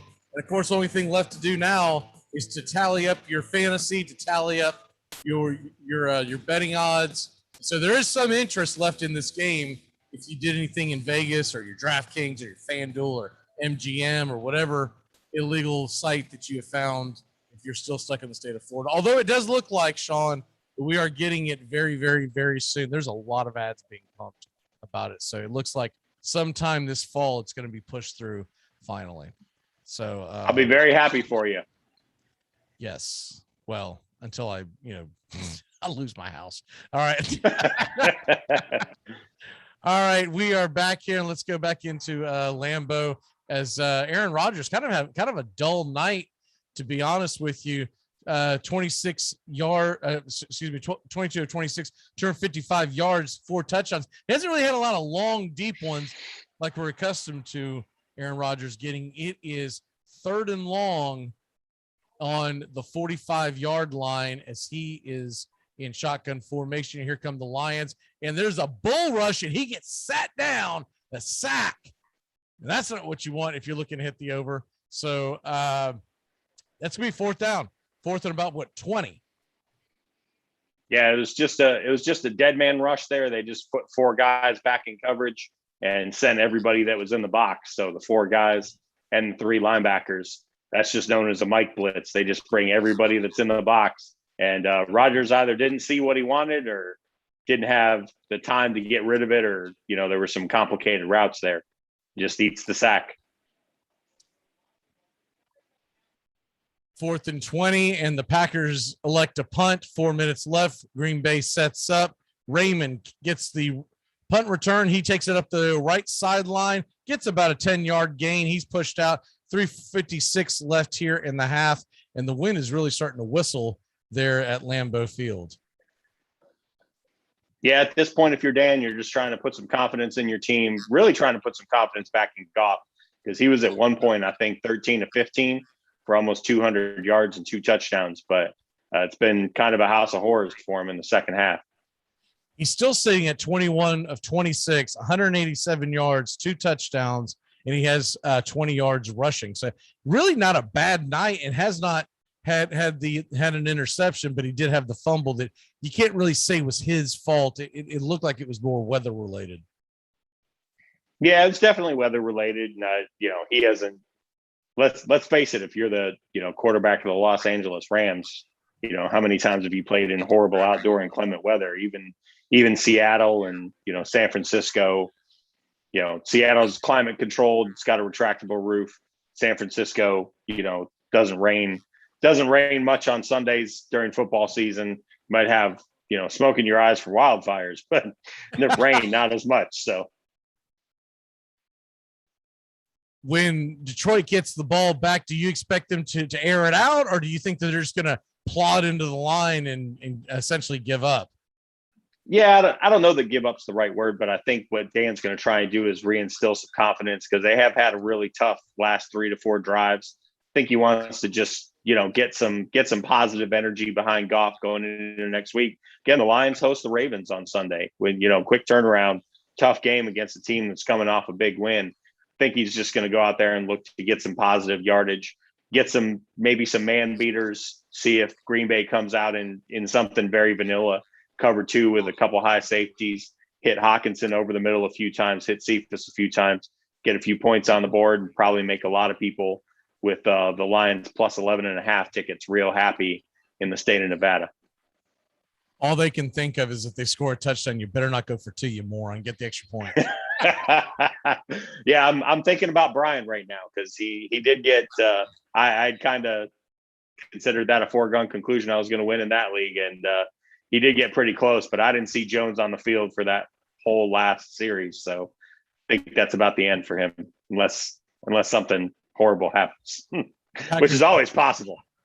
Goff drops back to pass, throws it over to the right side. It is caught, and he will get out of bounds. And it's our man, Bo Cephas over there. Cephas with a, well, are they calling it incomplete? I thought he was in. So that is my fault. He must have dropped it. He did drop it just as he was leaning out of bounds. Okay, fair enough. Gotcha. So it's going to be 2nd and 10. By the way, the Green Bay Packers, looking ahead to next week, they are on Sunday Night Football in San Francisco. So we got second and 10, 3:51 left on the clock. Detroit drops back. Jared Goff, he's going to tuck it and run, and he's got at least 10, 15, 20, 25-yard run by Jared Goff. You got some kind of a prop bet, and Aaron Rodgers over there patting him on the chest as he runs out of bounds. So maybe Aaron Rodgers took the prop bet. Casey Clausen, eat your heart out. I haven't seen running like that since the 2003 Tennessee Vols, as those legs barely moved. I'll tell you what, I mean, Goff's got decent wheels. It's not like he's Peyton Manning out there. Jared Goff is once again in the shotgun formation. It's at the 45-yard line, and they will set up about 3:43 left. Jared gets flushed out of the pocket. He heads off to the right-hand side, and he chucks it into traffic, and it is picked off by number 59 of the Green Bay Packers, Devondre Campbell, out of the University of Arizona. That's a terrible. Well, that's just after a positive play, then you just have a bad decision like that. You just can't throw that pass under duress. You're not going to be able to get a lot on it. And anybody who's watching in the backfield, especially a Mike linebacker, easy pickings.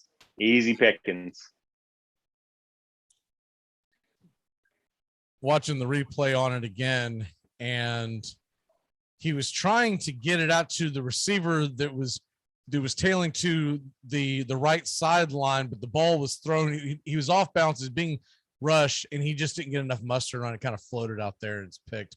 So Aaron Rodgers gets the ball back. We'll see if he's actually going to try to score here. It's 35-17, and he's going to hand it off. It looks like he's going up the middle to – that's number 32.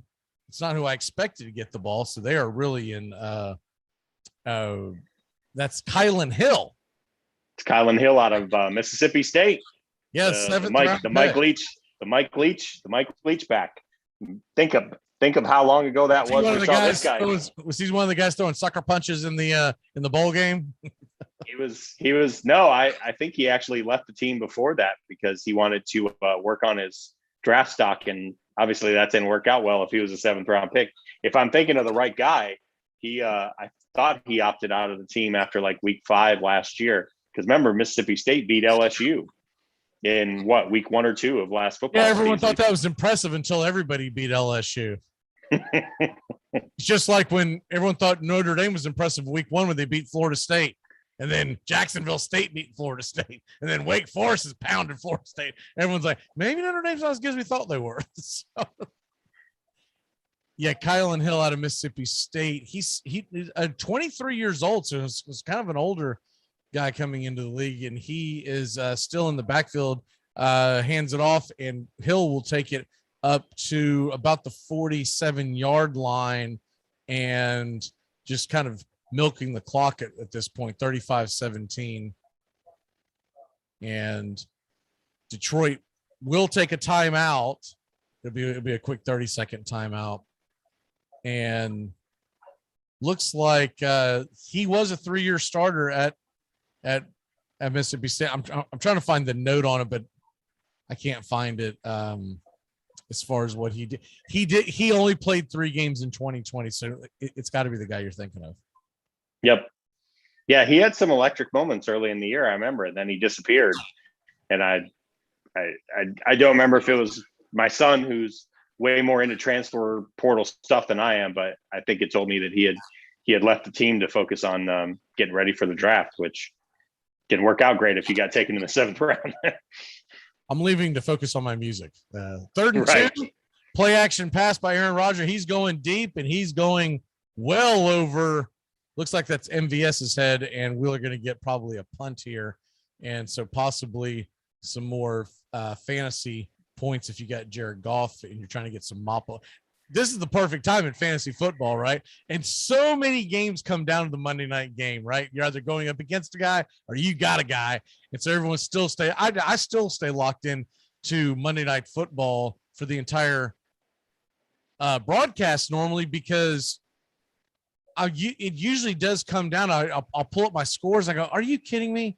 I'm up by like 1.5 and this guy's got St. Brown or something. And I'm like, oh, here we go.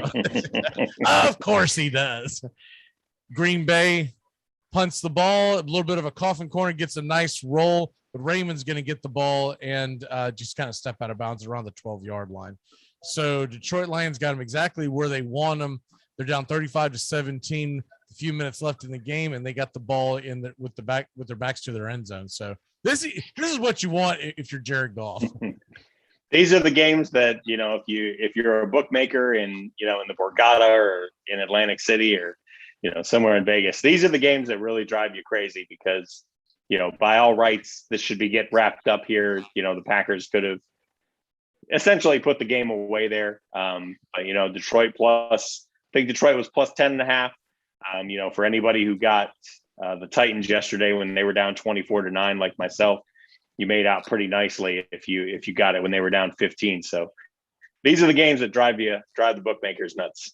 Swing pass off to the left-hand side, and Swift, he hurdles a jump hurdle, not your typical one-legged hurdle. He jump hurdled the defensive back for Green Bay, cleared him easily. Almost. I mean, that was an impressive jump, and he gets out of bounds. So 3 minutes left. 2nd and 3, and here come the Detroit Lions. Nothing more I can say about being a Lions fan than an impressive jump hurdle in a game down 18 on the road. That says it all about my 44 years of life. I mean, he jumped higher than I've ever jumped. I'm talking about combined. all the jumps in my entire life. Detroit shotgun set. They swing it out to the right-hand side, and the pass is complete. Looked like about a 20-yard gain for who is that? Is that Benson? Benson. Yeah, I'm not super familiar. I mean, that's how many injuries they've had on the Trinity Benson. That's right. He was a go ahead and pick him up in fantasy, y'all. Drop everyone. Drop everyone. Go Those of you give up on Brandon Ayuk and go get Benson. Those of you that spent $30 on Elijah Mitchell in your fab budget, just go ahead and dump that one. Go pick up Trinity Benson. By the way, programming note, we will bring you Atlanta Braves baseball tomorrow night right here 9:40 first pitch. Braves are going to be playing the Arizona Diamondbacks. So I have signed up to do that game as well. Swing pass out to DeAndre Swift, a nice little gain. And with 2 minutes and 19 seconds left, 1st and 10 at the 40-yard line, Detroit goes back into the shotgun set, and Goff guns it out there to the left-hand side. The ball just out of reach to number 14, St. Brown, and we're going to have 2nd and 10 with 2:08 left. Yeah, just a little bit too wide there for St. Brown. The play before that, that's the thing that you like about DeAndre Swift. If you're a long-term stockholder in him, he's a very, very good pass catcher, and he gets into space, especially into the linebacking coordinator, secondary. He's a little bit bigger than you think he is, and he's a lot faster than you think he is. Really gets mismatches on linebackers. 2:08 left in the game. 2nd and 10 for Goff in the lines at the 39-yard line of Green Bay. He'll take the shotgun snap, drops back, bit of a screen swing pass to DeAndre Swift. He gets 8 yards, and that'll take us to the 2-minute warning. Let's go ahead and take that 2-minute warning with you. You're listening to the Armchair Quarterbacks. We'll be back in a flash here on Monday Night Football with the Armchair Quarterbacks. The Eagle has landed. That's one small step for man, one giant leap for mankind. You're riding Morning Shotgun with the Armchair Quarterbacks. We're here weekdays, your first choice for sports talk here on the First Coast. Armchair Quarterback Radio. We cover the world of baseball from start to finish. Baerga is 0 for 3.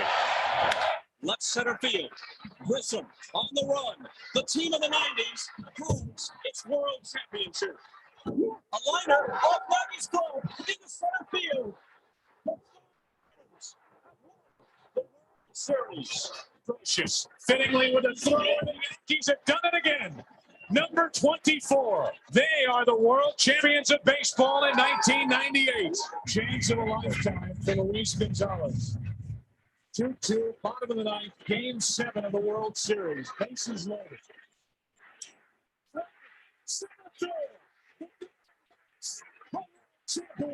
Red Sox fans have longed to hear it. The Boston Red Sox are world champions. In the air to left, well hit. Back is Craig. What a team. What a ride. The Cardinals are world champs. Armchair. You wouldn't believe how many guys wanted to play here. We had to beat them off with a stick. The Ty Cobb wanted to play. None of us could stand the son of a when we were alive, so we told him to stick it. Anyone got a stapler? Got a lot of forms, and there's a slight breeze in here. Yeah, because paperwork is dramatic. Catch it Thursdays on Weasel before it catches you. If dating is the game, then marriage.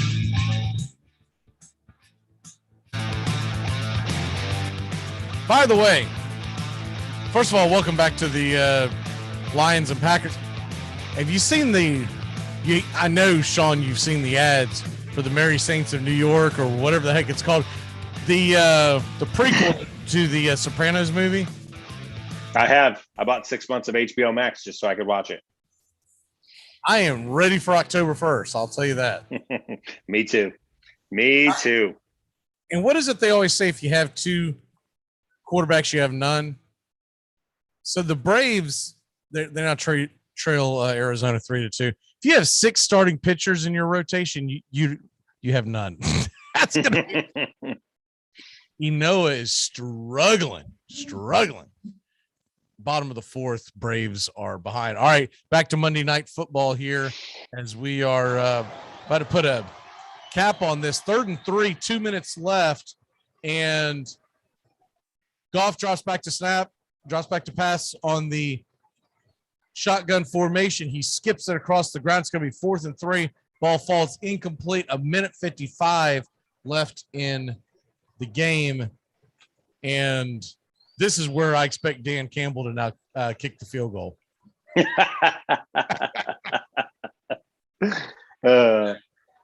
He would have less friends in Vegas than the Shanahan family has in fantasy football managers. I'll tell you that. Amen to that. People wonder what we're referring to. The team total for the Lions tonight was 20. So people obviously who bet on the over Need a touchdown. People bet on the under. Don't want to see a score. If he kicks a field goal, Vegas is going to be mad because it's going to be a push. So there you have that. See there. I'm not sure what the delay is about, but we're getting a bit of a delay. They did unveil Ted Thompson, the general managers, in their Ring of Honor there at Green Bay. And still a delay. 4th and 3, Detroit trailing 35-17, a minute 55 left.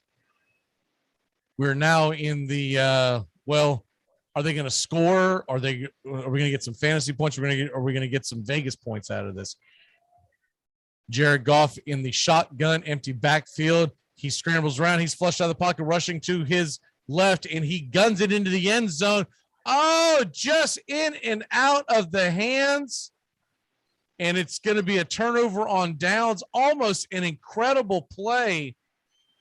But the ball is dropped by the Detroit Lions wide receiver, Trinity Benson.